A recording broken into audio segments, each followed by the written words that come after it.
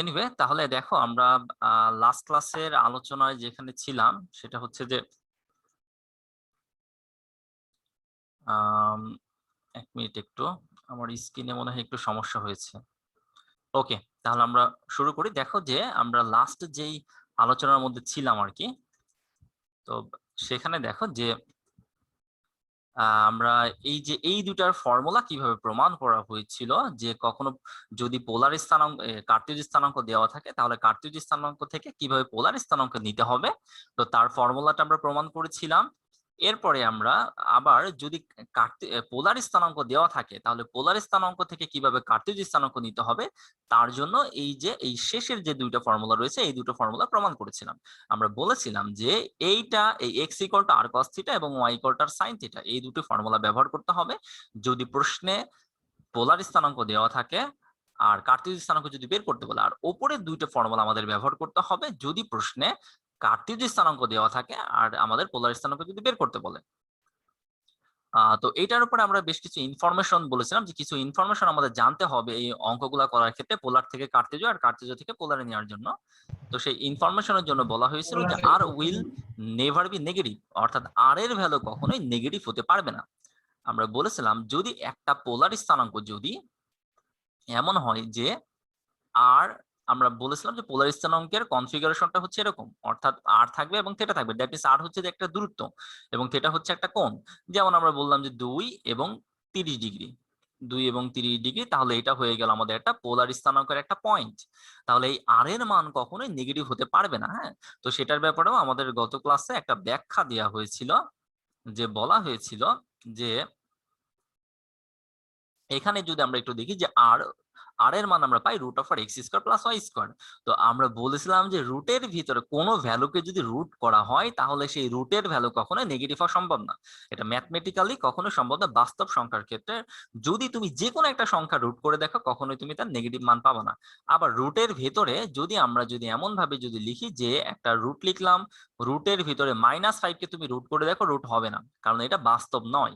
রুটের ভিতরে কখনো মাইনাস মান হতে পারবে না, যদি হয় তাহলে সেটা বাস্তব মান হবে না। তাহলে রুটের ভিতরে যেহেতু মাইনাস মান নেওয়া যাবে না, এখন অনেকে বলতে পারো যে ভাইয়া তাই যদি হয় তাহলে আমি যদি বলি যে একটা বিন্দু দেওয়া আছে -2 আর +3, তাহলে এটার ক্ষেত্রে কি হবে? তুমি দেখো যে এখানে যদি একটা বিন্দু থাকে, যদি একটা কার্টেজ স্থানাঙ্ক যদি থাকে -2 আর 3, তো এই -2 হচ্ছে এক্স এর ভ্যালু। তো তুমি দেখো যদি এক্স এর ভ্যালু যদি এখানে যদি লেখো তাহলে -2 কে যদি স্কোয়ার করো তখন কিন্তু অটোমেটিক্যালি প্লাস হয়ে যাবে। প্লাস হবে না? প্লাস হয়ে যাবে কিন্তু। ভাইয়া, হ্যাঁ বলো। তাহলে আর মনে হয় চতুর্থ পর্বে না পঞ্চম পর্বে একটা পড়েছিলাম যে অপারেটরের মান হচ্ছে √/-1 এইটা। হ্যাঁ, যে আমরা পড়েছিলাম যে রুট অফ আর মাইনাস, তুমি আবার বলো কি পড়েছিলা? √/-1 যে অপারেটরের মান। হ্যাঁ, যে অপারেটরের মান √/-1, তো মানে এইটা তাহলে কি বাস্তব সংখ্যা না অবাস্তব সংখ্যা এরকম ও কিছু একটা? আচ্ছা, √/-1। আচ্ছা, আমার প্রশ্ন তোমার কাছে, তুমি কি আমার ম্যাথের ফার্স্ট ক্লাসটা দেখছিলা? যে ভাই করেছে। আচ্ছা, লাইভে করেছিলা?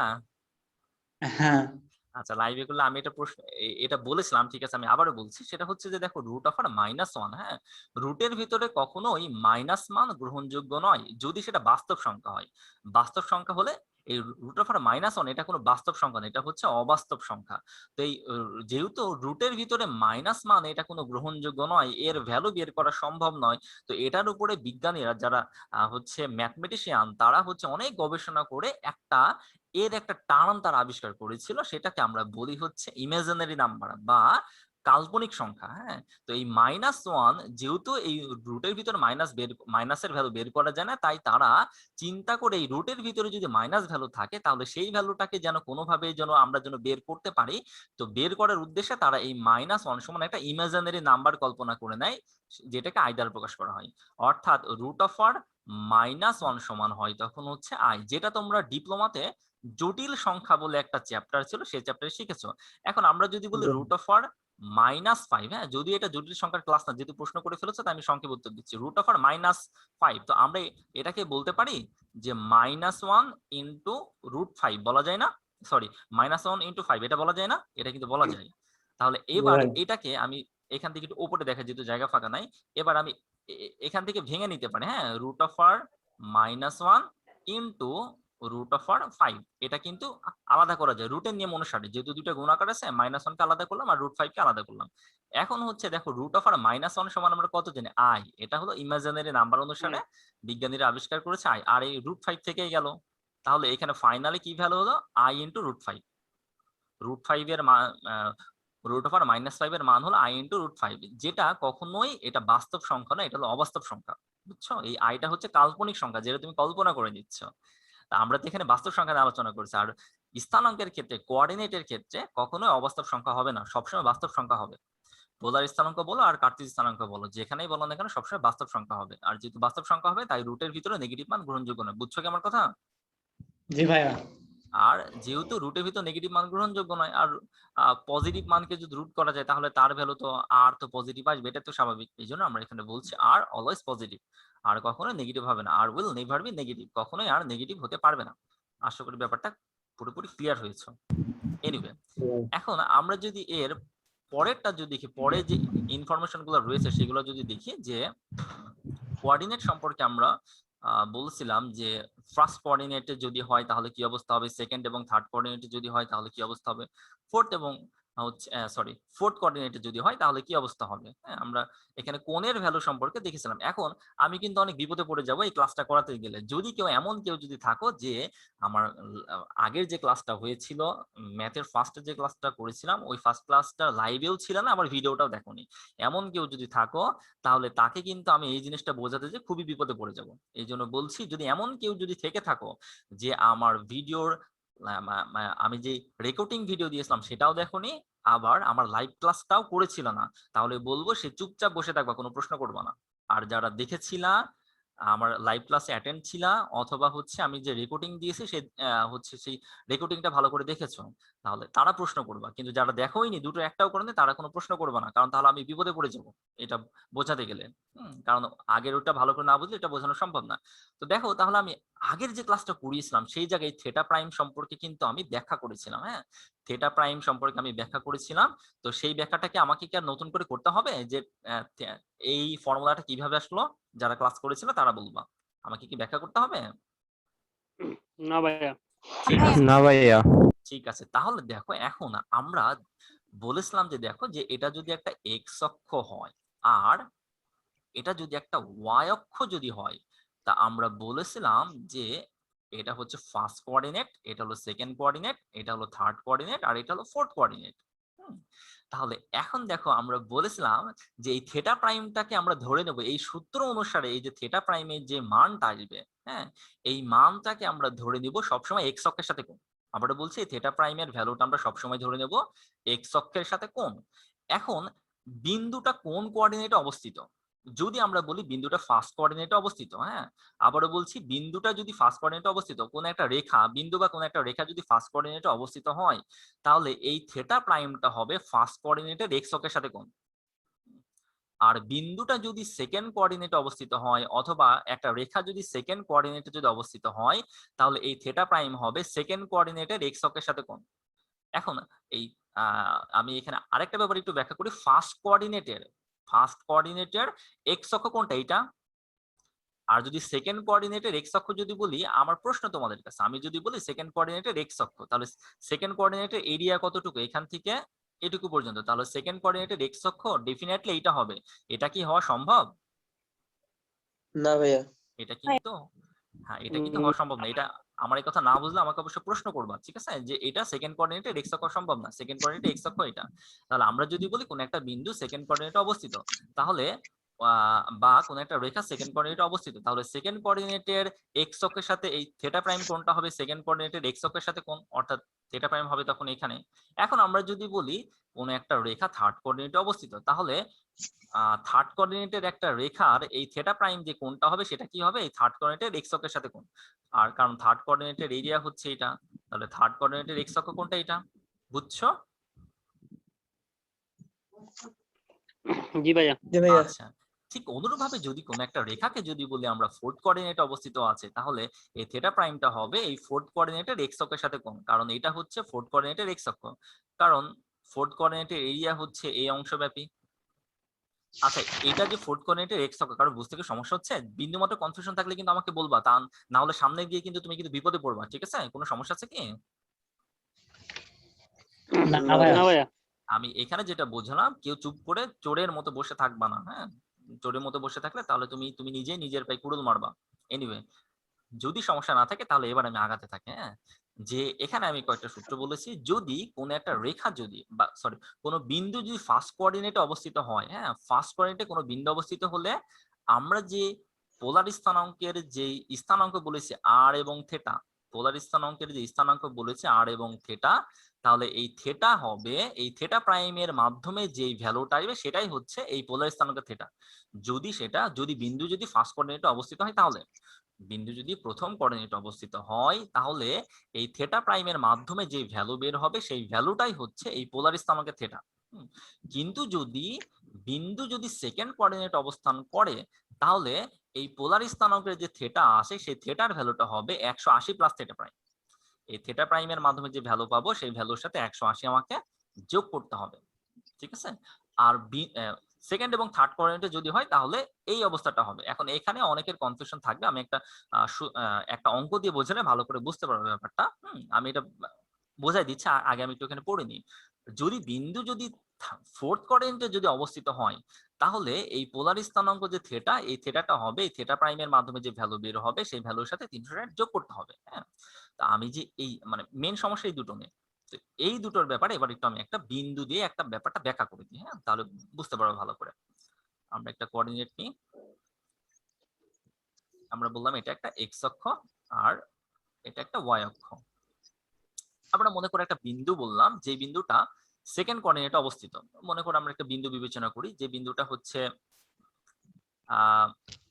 বললাম যে -1 আর √3, -1 আর √3 আমরা একটা বিন্দুর কথা বললাম। বিন্দুটা আচ্ছা, এই বিন্দুটা যে সেকেন্ড কোঅর্ডিনেটে অবস্থিত এটা কি কারো বুঝতে সমস্যা আছে? ফার্স্ট ক্লাসে কিন্তু ব্যাখ্যা করেছিলাম যে বিন্দু দেখে আমরা বুঝতে পারবো এটা কোন কোঅর্ডিনেটে অবস্থিত, minus plus, so second coordinate. বুঝতে তো সমস্যা জি নাই কারোর? ভাইয়া, মানে ঠিক আছে, বুঝতে পারছি ভাই। তাহলে বিন্দুটা হলো সেকেন্ড কোঅর্ডিনেটে অবস্থিত। মনে করো প্রশ্নে একটা এমন একটা কার্তেজীয় স্থানাঙ্ক দেওয়া আছে, তোমাকে পোলার স্থানাঙ্ক বের করতে বলেছে।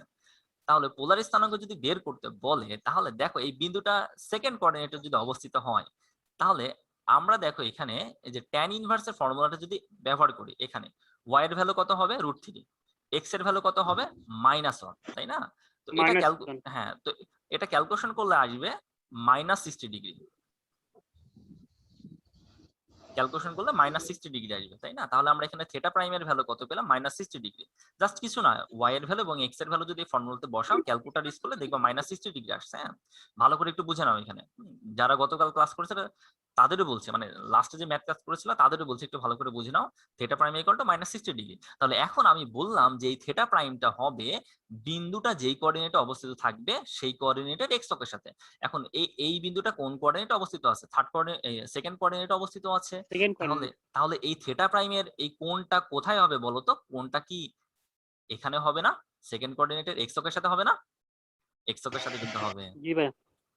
আবার এই কোণটা নেগেটিভ কেন আসলো? কারণ যদি আমরা এই রেখার সাথে যদি সেকেন্ড কোঅর্ডিনেটের এক্স অক্ষের সাথে কোণ আঁকাতে চাই, ঘড়ির কাঁটার দিকে যাওয়া লাগছে কিন্তু। আর ঘড়ির কাঁটার দিকে গেলে ডেফিনেটলি মাইনাস হয়, তাই না? বলেছিলাম ফার্স্ট ক্লাসে।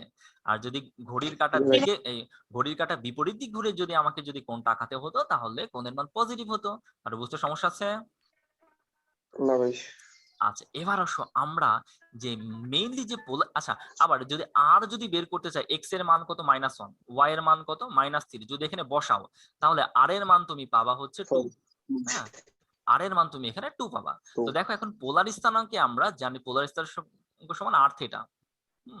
তাহলে আর এর মান আমরা পেয়ে গেছি 2, কিন্তু এখনো কিন্তু থিটা পাইনি।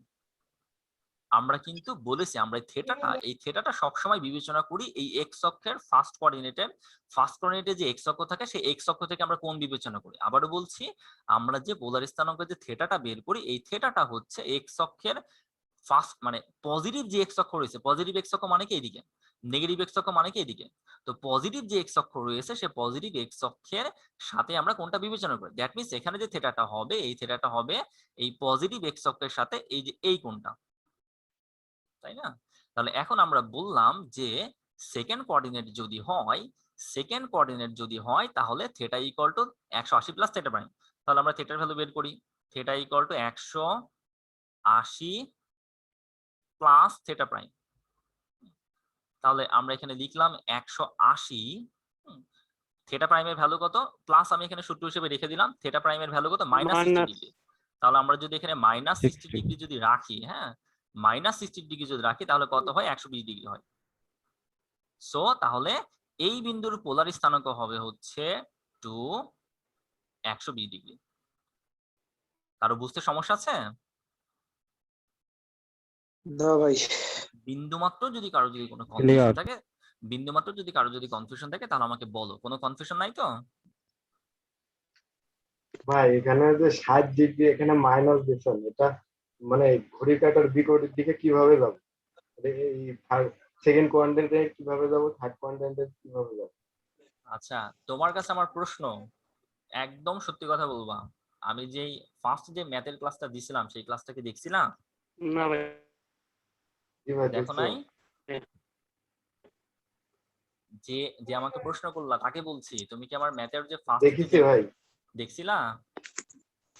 দেখলে পরে এই প্রশ্নটা করার কথা না। হ্যাঁ আচ্ছা, আমি তোমার প্রশ্ন উত্তর দিচ্ছি। এবার সবার উদ্দেশ্যে একটা কথা বলে দিই, সেটা হচ্ছে যে আমি একটা ব্যাপারে খুবই সেনসিটিভ, শুধু আমি বলি না, প্রত্যেকেই। হ্যাঁ, এটা হওয়া উচিত প্রত্যেকটা টিচারের। আমার কথা হচ্ছে যে আমি যখন এই স্টেপে রয়েছি, যেমন এই যে দেখো আমি এখানে, আচ্ছা ভাইয়া আমি তোমার প্রশ্নের উত্তরটা দিচ্ছি, হ্যাঁ বাট দেওয়ার আগে আমি একটা কথা সবার উদ্দেশ্যে বলে দিই, সেটা হচ্ছে যে এই যে দেখো আমি এখন এই স্টেপে আছি, এই স্টেপে 100 বার যদি তোমার প্রশ্ন থাকে আমি তোমাকে 100 বার প্রশ্ন উত্তর দিব। এই স্টেপে যত কনফিউশন আছে আমি সব দূর করে দেবো। বাট এই স্টেপ পার হওয়ার পরে যখন আমি আরেকটা স্টেপে যাব, আরেকটা স্টেপে যাওয়ার পরে তুমি সেই সময় যদি আমাকে এই পূর্বের স্টেপে প্রশ্ন করো, তাহলে কিন্তু এটা আমার জন্য দেওয়াটা খুবই কষ্টকর হবে। শুধু আমার জন্য না, যারা ক্লাস বুঝতেছে তাদের জন্য অনেক বিরক্তিকর হবে। হ্যাঁ, এটা করা মোটেও ঠিক না। আমার কথা হচ্ছে আমি যখন এই স্টেপে আছি, তোমার 100টা প্রশ্ন ভাই থাকুক, আমি আমি সবই বুঝেছি, কিন্তু ওই যে আচ্ছা আচ্ছা আচ্ছা, আমি তোমাকে বলছি না ভাইয়া, ভাই আমি তোমাকে বলছি না, আমি সবার উদ্দেশ্যে বলতেছি। হ্যাঁ, আমি তোমার প্রশ্ন উত্তরটা দিচ্ছি, তুমি আমার এই কথাটা নিজের মধ্যে নিও না। হ্যাঁ, আমি তোমার প্রশ্ন উত্তর দিচ্ছি। তো দেখো, তো এই অবস্থাতে দেখো যে মোটেও এমন কাজ করবো না যে আগের জিনিসটা তুমি ভালো করে না বুঝে পরে পরে যে আমাকে প্রশ্ন করবে। এই জন্য আমি বারবার করে বলি যে একটা জিনিস আমি যখন করাবো সেই সময় হাজার কনফিউশন থাকলে কনফিউশনটা দূর করো। কারণ আমি জানি পরে যে তুমি যদি এখানে যদি কনফিউশন থাকে, পরে যে তুমি আবার এই এদিককার প্রশ্নটা করে ফেলবা, তখন এটা বিরক্তিকর হবে এই উত্তরটা দেওয়া। এবার আসো তোমার প্রশ্ন উত্তরটা দিই। হ্যাঁ, যে -60 ডিগ্রি এখানে কিভাবে হলো, তোমাকে এই জিনিসটা বোঝানোর জন্য আমাকে আবার একটু ব্যাকে যেতে হবে। আমি খুব সংক্ষেপে একটু তোমাকে বোঝাই দিচ্ছি। তো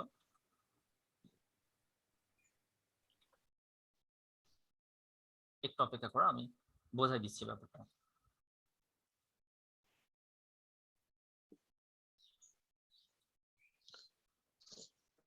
একটু অপেক্ষা করো, হ্যাঁ আমি এটা একটু বের করে নিই।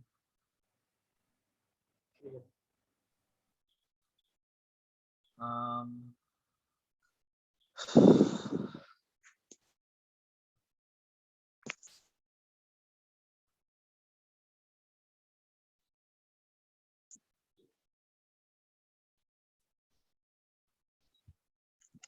ছকের সাথে রয়েছে, তাহলে সরি হচ্ছে প্রথম চতুর্ভাগে রয়েছে। তাহলে এই রেখাটা যদি তুমি কোণ আঁকাতে চাও, তাহলে ফার্স্ট কোঅর্ডিনেট, যেহেতু আমরা বলেছি ফার্স্ট কোঅর্ডিনেটে কোন একটা রেখা থাকলে ফার্স্ট কোঅর্ডিনেটের এক্স অক্ষের সাথে কোণ হবে। তাহলে এখন তুমি এই ফার্স্ট কোঅর্ডিনেটের এক্স অক্ষের সাথে কোণ আঁকাতে চাও, এখন আমাকে বলো ঘড়ির কাঁটার দিকে ঘুরে আঁকাতে হবে না ঘড়ির কাঁটার বিপরীত দিক ঘুরে আঁকাতে হবে? যে প্রশ্ন করলো তাকে বলতেছি। ঘড়ি কাঁটার বিপরীত দিকে। তো ঘড়ির কাঁটা বিপরীত দিক ঘুরে আঁকাতে হবে, তাই না?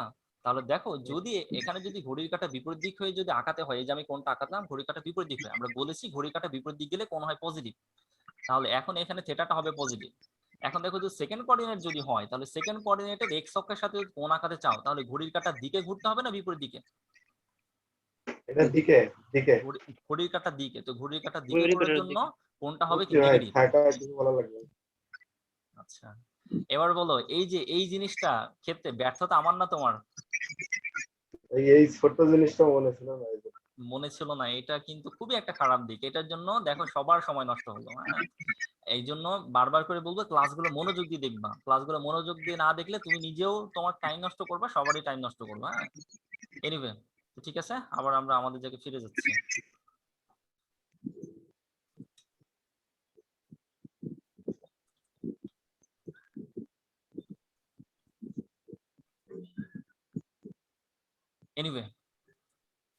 এবার দেখো যে আমরা যে বললাম যে বিন্দুটার কথা বলছিলাম, হ্যাঁ, ওই বিন্দুটাকে যদি এবার আমরা যদি একটু ভিন্নভাবে যদি কল্পনা করি, ভিন্নভাবে কি, যে দেখো আমরা বিন্দুর কথা বলেছিলাম আহ কত কত যেন বলেছিলাম 1 এবং সরি হচ্ছে -1 ছিল আর √3 ছিল। এবার আমি বললাম যে না, বিন্দুটা -1 -√3। তো দেখো বিন্দুটা যদি -1 আর -√3 যদি হয়, হ্যাঁ, তাহলে এবার আমাকে বলো তো এই বিন্দুটা কোন কোঅর্ডিনেটে অবস্থিত? থার্ড কোঅর্ডিনেটে অবস্থিত দ্বিতীয় না? coordinate। থার্ড কোয়ান্ট আচ্ছা, তাহলে এই বিন্দুটা যদি থার্ড কোঅর্ডিনেটে যদি অবস্থিত হয়, হ্যাঁ, এই আমাকে প্রশ্ন থাকলে বলো, না হলে পরে অন্য সাইডে কথা বলো না। এনিওয়ে দেখো, তাহলে -1 -√3 যদি থার্ড কোঅর্ডিনেটে যদি অবস্থিত হয়, তাহলে এখন দেখো আমরা যদি এই ভ্যালুটা যদি এই সূত্রটাতে যদি বসাই, তাহলে এই সূত্রে বসালে পরে আমরা কোণের মান পাবো কি? কোণের মান পাবো কিন্তু আমরা 60 ডিগ্রি, পজিটিভ 60 ডিগ্রি পাবো।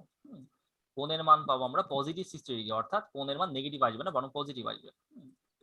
আর আর এর মান কিন্তু সেই √2 পাবো, কিন্তু আগের মতো করে যদি তুমি যদি আর এর মানটা যদি এখানে যদি বসাও, এক্স এবং এর মান বসাও, √2 কিন্তু পাবো আমরা এখানে। তাহলে এখন দেখো এই রেখাটা আছে পজিটিভ হলো থার্ড কোঅর্ডিনেটে, তাহলে থার্ড কোঅর্ডিনেটে থাকলে এই কোণটা থার্ড কোঅর্ডিনেটের এক্স অক্ষের সাথে থিটা প্রাইমটা হবে, অর্থাৎ এই সূত্রের মাধ্যমে যে কোণটা পাবো সেটা থার্ড কোঅর্ডিনেটের এক্স অক্ষের সাথে হবে, তাই না? থিটা প্রাইম কোথায়? এখানে। বাট আমি যে পোলার স্থানাঙ্ক বের করবো আর এর মান কত 2, বাট যে থিটাটা এখানে লিখবো সেই থিটাটা কি হবে? এক্স অক্ষের ফার্স্ট কোঅর্ডিনেটের সাথে কোণ হবে, যেটা আমরা আগেই বললাম যে এখানে যে আমি পোলার স্থানাঙ্কে যে থিটাটা লিখবো সেই থিটাটা হবে এই যে ফার্স্ট কোঅর্ডিনেটের সাথে কোণটা। তাহলে এই পুরো কোণটা বের করার জন্য আমাকে কোন সূত্র ব্যবহার করতে হবে? এই সূত্র। তাহলে এই সূত্র যদি ব্যবহার করি তাহলে আমরা কি করব? দেখো এখানে 180 লিখলাম, তারপর সূত্র অনুসারে প্লাস লিখলাম, এবার কোণের মান কি? পজিটিভ 60 ডিগ্রি লিখলাম। কোণের মান লিখলাম আমরা পজিটিভ 60 ডিগ্রি। তাহলে কোণ হলো কত? 240 ডিগ্রি। 240। বুঝছো কি ব্যাপারটা? ভাইয়া জি ভাই। জি ভাইয়া। ঠিক অনুরূপভাবে থার্ড কোঅর্ডিনেটে হলেও এই জাস্ট একটা ফর্মুলা আমাদের ব্যবহার করতে হবে, ঠিক আছে? আশা করি আমার এটা আর বোঝাতে হবে না। বুঝছো জি ব্যাপারটা? ভাই। ওকে, তাহলে আমরা এর পরের স্লাইডে চলে যাই। ভাইয়া একটা একটা কোয়েশ্চেন করব? হ্যাঁ, অবশ্যই, শিওর, বলো। হ্যাঁ ভাইয়া, হুম হুম একটু যদি হচ্ছে আগের একটু ছবিটাতে ব্যাক করতেন, আগের ছবিটাতে ব্যাক থার্ড করতেন। কোঅর্ডিনেটের ব্যাপারটা। হ্যাঁ, বলো বলো। ভাইয়া আমি যদি হচ্ছে আবার যদি ক্লকওয়াইজ যদি কাউন্ট করি, হুম তাহলে তো আমার কোনটা হচ্ছে যে ছোট হয়, ঠিক না? ক্লকওয়াইজ তাহলে কাউন্ট হচ্ছে করলে আমি যদি ক্লকওয়াইজ কাউন্ট করি, ক্লকওয়াইজ কাউন্ট করলে কি আমারটা মানে ঠিক হবে না? যেমন আমি হচ্ছে যে -100 ডিগ্রি প্লাস থিটা করলাম। তুমি তুমি চিন্তা করছো হচ্ছে ঘড়ির কাঁটা বিপরীত দিক থেকে যদি আমরা যদি কোণটা যদি চিন্তা করি, তাই তো? অর্থাৎ আমরা এই যে যে এই থিটাটা বের করব হচ্ছে এই দিক থেকে চিন্তা করে, তাই তো? এটার কথা বলছো? জি ভাইয়া। হ্যাঁ, জি এটা করলেও ঠিক হবে। হ্যাঁ, এটা করলেও ঠিক হবে না, ব্যাপারটা এরকম নয়। এরকম ভাবে প্রশ্ন থাকতে পারে যে তোমার যে পোলার স্থানাঙ্কটা দেওয়া আছে অ্যান্টি ক্লকওয়াইজ ভাবে, কিন্তু আমরা যেহেতু জ্যামিতির ক্ষেত্রে প্রত্যেকটা সরি আমরা মানে তোমার প্রশ্নে কিন্তু দেওয়া থাকতে পারে যে ক্লকওয়াইজ হিসাবে, কিন্তু আমরা জ্যামিতির ক্ষেত্রে হ্যাঁ প্রত্যেকটা কাজই কিন্তু করছি অ্যান্টি ক্লকওয়াইজের মাধ্যমে। ফার্স্ট ক্লাসে বলেছিলাম যে জ্যামিতির যে কোঅর্ডিনেট রয়েছে এটা অ্যান্টি ক্লকওয়াইজও করা যায় আবার ক্লকওয়াইজও করা যায়, কিন্তু বইতে কিন্তু সবগুলাই কিন্তু ক্লকওয়াইজ সিস্টেম হচ্ছে অ্যান্টি ক্লকওয়াইজ সিস্টেমে করা আছে। অ্যান্টি ক্লকওয়াইজ সিস্টেম এটা ফার্স্ট, এটা সেকেন্ড, এটা থার্ড, এটা ফোর্থ। আর ক্লকওয়াইজ সিস্টেম হলে এটা ফার্স্ট, এটা সেকেন্ড, এটা থার্ড, এটা ফোর্থ, তাই না?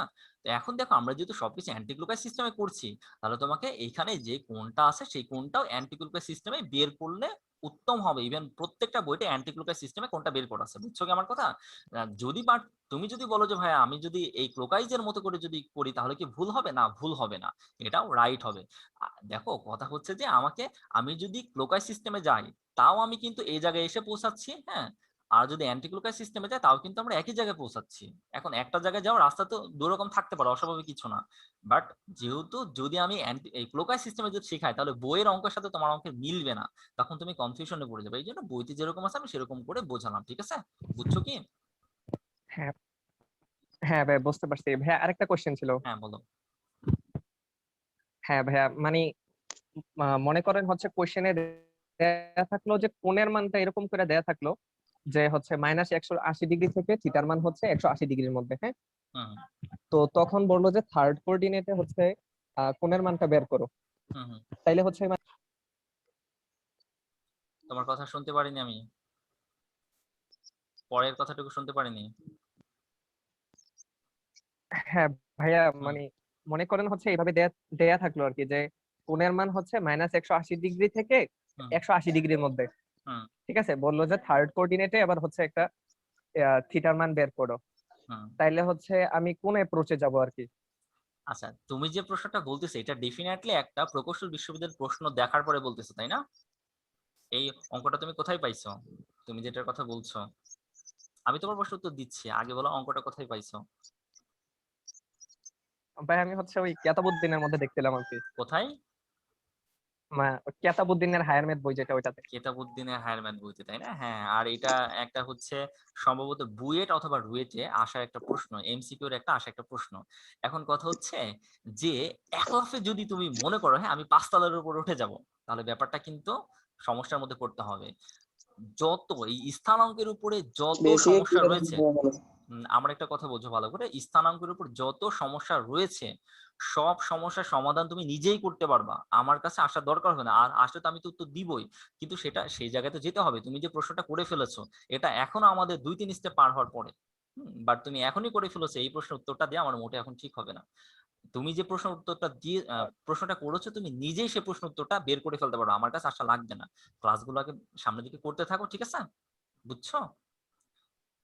আর ঠিক আছে ভাই, ঠিক আছে। এটা নিয়ে টেনশন করা আর যদি সামনে করার পরে পুরো স্থানাঙ্ক শেষ হয়ে গেল তারপরে যদি উত্তর না পাও তাহলে বুঝবা যে ভাইয়া ধোঁকাবাজ একটা, খালি খালি শুধু হচ্ছে আন্দাজে আমাকে মিথ্যা সান্ত্বনা দিয়েছে। হ্যাঁ, তো ধোঁকাবাজ কখন ভাববা? যে যখন তুমি নিজে পারছো না অথবা আমার কাছে প্রশ্ন উত্তর দিচ্ছ আমি তোমাকে উত্তরটা দিচ্ছি না, তখন। ঠিক আছে? ওকে, কারণ আমি আমি বুঝতে পারছি তুমি যে প্রশ্ন করছো সেটা সামনে স্টেপে আমরা যা দেখবো সেগুলো দেখলে তুমি নিজেই পারবা, এই জন্য আমি প্রশ্ন উত্তরটা দিতে যাচ্ছি না। ঠিক আছে? আর সবার কাছে অনুরোধ করবো আমি যেই স্টেপে থাকবো সেই স্টেপে প্রশ্ন করবা। হ্যাঁ, অনেকে আছো এখানে যে বিভিন্ন জায়গা থেকে বা বিভিন্ন মাধ্যম দিয়ে অনেক কিছু হয়তো বা নিজেই শেষ করে ফেলেছো, বাট শেষ করে ফেলেছো সেই প্রশ্নগুলো এখন করবা না। তুমি শেষ করে ফেলেছো, তুমি কিভাবে শেষ করেছো, কতটা ভালো করে শেষ করেছো এই আমার এই ক্লাসগুলো করার পরে বুঝতে পারবা। হ্যাঁ, সো আমি বলবো যে আগে থেকে নিজে করেছো বলে অ্যাডভান্স কথা বলবো না, যে এর পরের স্টেপে যেটা হবে বা এর পরে যেই টাইপের অঙ্ক রয়েছে সেই টাইপের অঙ্ক তুমি আগেই বলতেছো ভাইয়া এটা হলে কি হবে। ভাই আমাকে তো সেই জায়গাতে যেতে দিবা না, না দিলে পারে আমি কিভাবে কি করাবো বলো? ঠিক আছে? এনিওয়ে, আশা করি বুঝতে পারছো। ধৈর্য ধরে ক্লাসগুলো করবা, দেখবে প্রত্যেকটা হচ্ছে জিনিসগুলো একদম নিজে থেকে বুঝতে পারবে, আমার আর বোঝানো লাগবে না। এনিওয়ে, তাহলে আমরা সামনের স্টেপে যাই। আমরা একটা প্রবলেমের কথা বলছিলাম, যে প্রবলেমটা যদিও আমরা এখনই মাত্র আলোচনা করে ফেলেছি, যে 1√3 এই বিন্দুটা যদি আমরা যদি স্থানাঙ্ক দেখি, আমি জাস্ট শুধু স্লাইড দেখাই চলে যাবো, কারণ এরকম একটা প্রবলেম আমরা অলরেডি দেখে ফেললাম। হ্যাঁ, বিন্দুটা হবে 4th কোঅর্ডিনেটে, যেটা আমরা স্থানাঙ্ক দেখে বুঝতে পারছি যে এই বিন্দুটা হলো 4th কোঅর্ডিনেটে অবস্থান করছে। তাহলে 4th কোঅর্ডিনেটে যদি অবস্থান করে বিন্দুটা আমরা চিহ্নিত করলাম, করার পরে এখন আমরা এই পোলার স্থানাঙ্ক বের করার জন্য এখন আমরা কি আগে আমাদের কি দরকার, আরটা দরকার। হ্যাঁ, তাহলে আর বের করার জন্য আমরা এই সূত্রটা ব্যবহার করব, সূত্র ব্যবহার করে ভ্যালু গুলা লিখবো, এটা হলো এক্স এর ভ্যালু, এটা ওয়াই এর ভ্যালু। লেখার পর আমরা আর এর মান পেয়ে গেলাম 2। এখন আমাকে কি বের করতে হবে, থিটা প্রাইম বের করতে হবে। তাহলে theta prime equal two tan inverse -√3/1। হ্যাঁ, তাহলে ভ্যালু কত আসলো, এটা -60 ডিগ্রি। তবে কেউ যদি এটা হ্যাঁ -π/3 দেখো লিখতে পারো, কোনো অসুবিধা নাই, কারণ এটা হচ্ছে রেডিয়ান এককে প্রকাশ করছো। এটা আশা করি সবাই যেন 180 ডিগ্রি সমান পাই। এইভাবে যদি প্রকাশ করতে পারো কোনো অসুবিধা নাই, এইভাবে কিন্তু প্রকাশ করা যাবে। তোমার বইতে দেখবে এমন ভাবে অনেক অঙ্ক রয়েছে। এটা এটা কি বুঝতে কারো কোনো সমস্যা? π/3 কিভাবে হলো?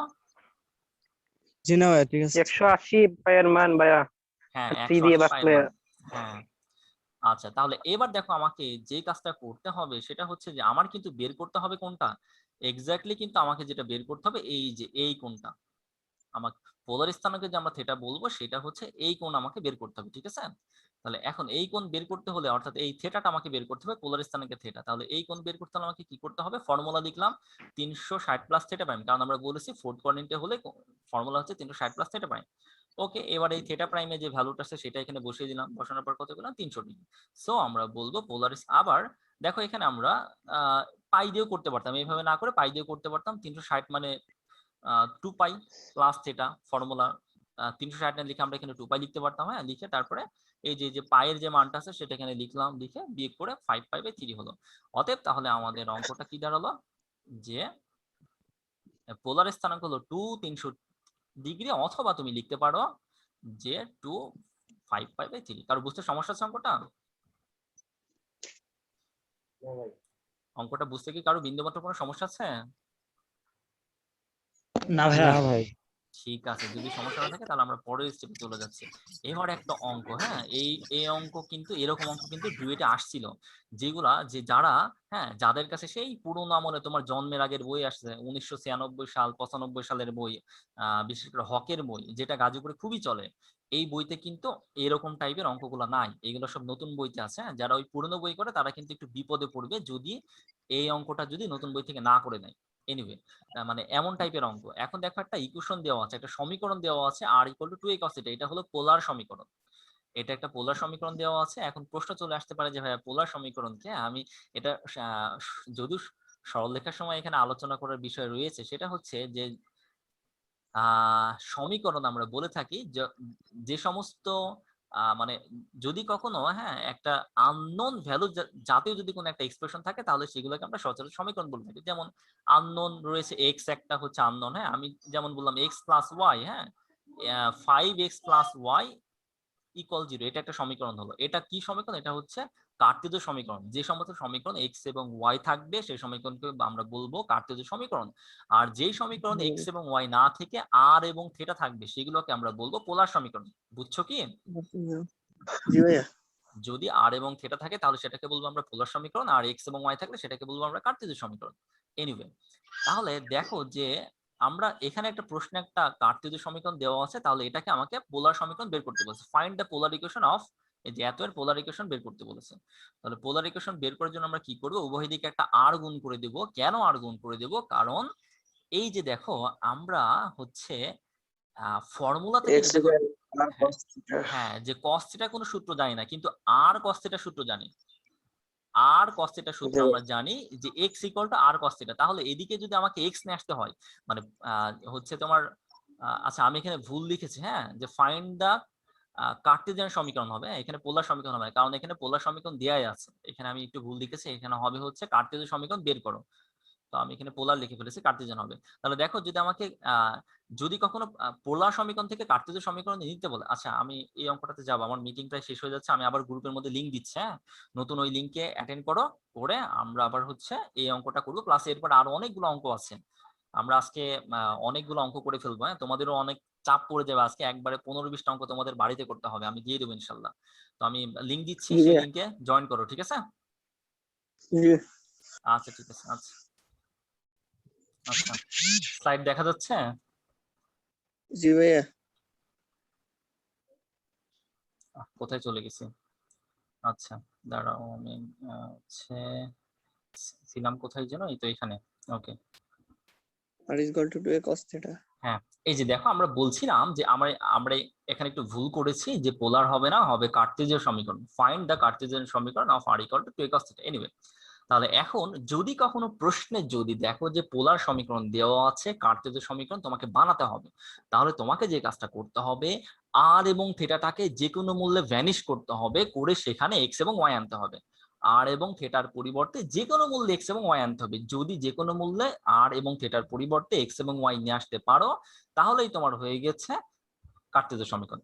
আর যদি প্রশ্নে কার্টেসীয় সমীকরণ দেওয়া আছে, তোমাকে পোলার সমীকরণ বের করতে হবে, তাহলে সেই ক্ষেত্রে x এবং y টাকে ভ্যানিশ করে যে কোনো মূল্যে তোমাকে r এবং থিটা আনতে হবে। মনে করে দেওয়া আছে 5x² + 5y², হ্যাঁ, এমন একটা মনে করো হচ্ছে সমীকরণ দেওয়া আছে, কার্টেসীয় সমীকরণ। আমি একটু আগে বললাম কার্টেসীয় সমীকরণ হলে x এবং y থাকবে, এবং পোলার সমীকরণ হলে r এবং থিটা থাকবে। তো এমন একটা কার্টেসীয় সমীকরণ মনে করে তোমাকে দিয়েছে, দেওয়ার পরে বলেছে পোলার সমীকরণ নির্ণয় করতে। তাহলে তোমাকে কি করতে হবে? x এবং y টাকে যে কোনো মূল্যে ভ্যানিশ করে r এবং থিটা আনতে হবে, r এবং থিটা আনতে হবে। কখনো কখনো শুধু r আসবে, কখনো কখনো আবার r এবং থিটা দুইটাই আসবে, ঠিক আছে? মানে x এবং y ভ্যানিশ করতে পারলেই হলো। আর যদি পোলার সমীকরণ দেওয়া থাকে তাহলে r এবং থিটাটাকে বাদ দিয়ে যে কোনো মূল্যে তোমাকে x আনতে হবে, x এবং y আনতে হবে। তাহলে দেখো যেহেতু আমার এখানে r এবং থিটা আছে, অর্থাৎ পোলার সমীকরণ আছে, কার্টেসীয় সমীকরণ বের করতে হবে। তাহলে আমরা এখন এখানে কি করব? r এবং থিটাটাকে যে কোনো মূল্যে বাদ দিব। তো r এবং থিটাটাকে বাদ দিতে গেলে আমরা দেখতে পাচ্ছি r সমান, আমরা একটু আগেই যে ফর্মুলাগুলো প্রমাণ করে এসেছি, r এর সূত্রটা থেকে আমরা x পেয়ে যাচ্ছি, r = x² + y² সূত্রটা পেয়ে যাচ্ছি। বাট cos থিটাটাকে তোলার মতো কোনো অপশন পাচ্ছি না, কারণ cos থিটা দিয়ে কোনো সূত্র নাই। কিন্তু r × cos থিটা যদি থাকে, তাহলে তার একটা সূত্র আছে, সেটা হচ্ছে X equal to R cos theta. তাহলে যদি আমাকে এক্স আনতে হয় তাহলে এই জায়গাটা আর আনতে হবে, আর এখানে আর আনতে হলে আমাকে উভয় দিকে আর দ্বারা গুণ করতে হবে। এই জন্য আমরা কি করব, উভয় দিকে আমরা আর দ্বারা গুণ করে দিব। বুঝছো তো ব্যাপারটা? আরেকবার বলুন ভাইয়া। আচ্ছা আরেকবার বলবো, তাই না? আচ্ছা, কথা হচ্ছে যে আমাকে যেখানে আর এবং থিটাটাকে তুলতে হবে, আর এবং থিটাটাকে তুলে এক্স আনতে হবে। তাহলে আর সমান তুমি জানো root over x square plus Y square. তাহলে আর এর বদলে তুমি এক্স এবং ওয়াই পেয়ে যাচ্ছ, এখানে কোনো সমস্যা নাই। কিন্তু থিটাটাকে তুলবা কি করে? থিটাটাকে তুলতে হলে তো তোমাকে কি করতে হবে, এখানে কস থিটাটাকে ভ্যানিশ করতে হবে। তাহলে কস থিটাটাকে ভ্যানিশ করতে হলে আমরা একটা সূত্র দেখে আসছি, আমরা একটা সূত্র প্রমাণ করে এসেছি, X equal to R cos theta. X equal to R cos theta আমরা একটা সূত্র প্রমাণ করে এসেছি। তাহলে আমরা এই কস থিটার বদলে এক্স এবং ওয়াই আনতে পারছি না, কিন্তু যদি এখানে যদি একটা আর থাকতো তাহলে কিন্তু আমরা এক্স আনতে পারতাম। তাহলে এখানে যদি আর আনতে হয় তাহলে আমাকে উভয় দিকে আর দ্বারা গুণ করে দিতে হবে, কারণ আমরা কিন্তু জানি সমান চিহ্নের একদিকে যদি নতুন কিছু নিতে হয় তাহলে সেটা দুই দিকে নিতে হবে। তাহলে সেটা দুই দিকেই নিতে হবে। তুমি মনে করো সমান চিহ্ন মানে কি, এদিকেও যা এদিকের ভ্যালু আর এদিকের ভ্যালু দুইটা সমান। এখন তুমি দুইটা দাড়িপাল্লা রাখছো, হ্যাঁ, দুইটা দাড়িপাল্লা রেখে এইদিকে একটা দাড়িপাল্লা রাখছো, এদিকে একটা দাড়িপাল্লা রাখছো। এখন এখানে আছে 5 কেজি, এই জায়গায় আছে 5 কেজি। এখন এইটা তো সমান অবস্থানে আছে। এখন তুমি যদি হঠাৎ করে যদি ডান দিকে যদি আরো হচ্ছে 100 গ্রাম যদি বাড়িয়ে দাও তাহলে তার সমান থাকবে না। এদিকে 100 গ্রাম বাড়ালে তখন তোমাকে এদিকেও 100 গ্রাম বাড়াতে হবে। তাই এখানে আর নিতে হলে এদিকেও আর নিতে হবে। বুঝছো ব্যাপারটা? জি ভাইয়া। ঠিক আছে, তাহলে আমরা কি করব, এদিকেও একটা আর দ্বারা গুণ করলাম, এদিকে একটা আর দ্বারা গুণ করলাম। এখানে আর দ্বারা গুণ করলে আর স্কয়ার হয়ে যায়, আর এখানে আর কস থিটা থাকে। এবার আর স্কয়ার সমান, দেখো আর সমান যদি root over x square plus Y square হয় তাহলে আর স্কয়ার সমান কত হবে, শুধু x square plus Y square. আর আর কস থিটা সমান এক্স হয়ে গেছে। তো এটাকে পক্ষান্তর করে এইদিকে নিয়ে চলে আসলাম আমরা, নিয়ে আসার পরে কি হলো, এই যে সমীকরণটা দাঁড়ালো এটা। তাহলে এটাই হচ্ছে অ্যান্সার। বুঝছো ব্যাপারটা? জি ভাইয়া। জি ভাই। আমি একটা করিয়ে দিলাম, বাট আমি একটা শীট দিব, সেই শীটের মধ্যে কিন্তু আরো অনেকগুলো অঙ্ক থাকবে যেগুলো তোমাকে করতে হবে, ঠিক আছে? আমি সবগুলো সমাধান করে দিব না, সমাধান তোমাকে নিজে করতে হবে। আমি যদি সমাধান করে দিই তাহলে তুমি ফাঁকি দিবা। এনিওয়ে, এবার আমরা চলে যাচ্ছি পরের স্টেপে। এবার আমরা দেখব একটা আরেকটা সূত্রের ব্যাপারটা নিয়ে আজকে জানবো ইনশাল্লাহ। সেটা হচ্ছে আমরা একটা এক্স অক্ষ নিলাম, একটা ওয়াই অক্ষ নিলাম, একটা বিন্দু আমরা নিলাম এখানে। বিন্দুটা হচ্ছে এ এক্স ওয়াই। তাহলে এই এক্স ওয়াই যদি একটা কার্টেজীয় স্থানাঙ্ক যদি হয় তাহলে আমরা বলছি এখান থেকে এই একটা দূরত্ব, আবার এখান থেকে এই একটা দূরত্ব, এইভাবে যাওয়ার পরে আমরা এই বিন্দুতে পৌঁছাতে পারবো, যেটা ফার্স্ট ক্লাসে আলোচনা করেছিলাম। তো এই পর্যন্ত দূরত্বটাকে আমরা বলছি হলো এক্স ওয়ান, আর এখান থেকে এই পর্যন্ত যে দূরত্ব সেটাকে বলছি আমরা ওয়াই ওয়ান।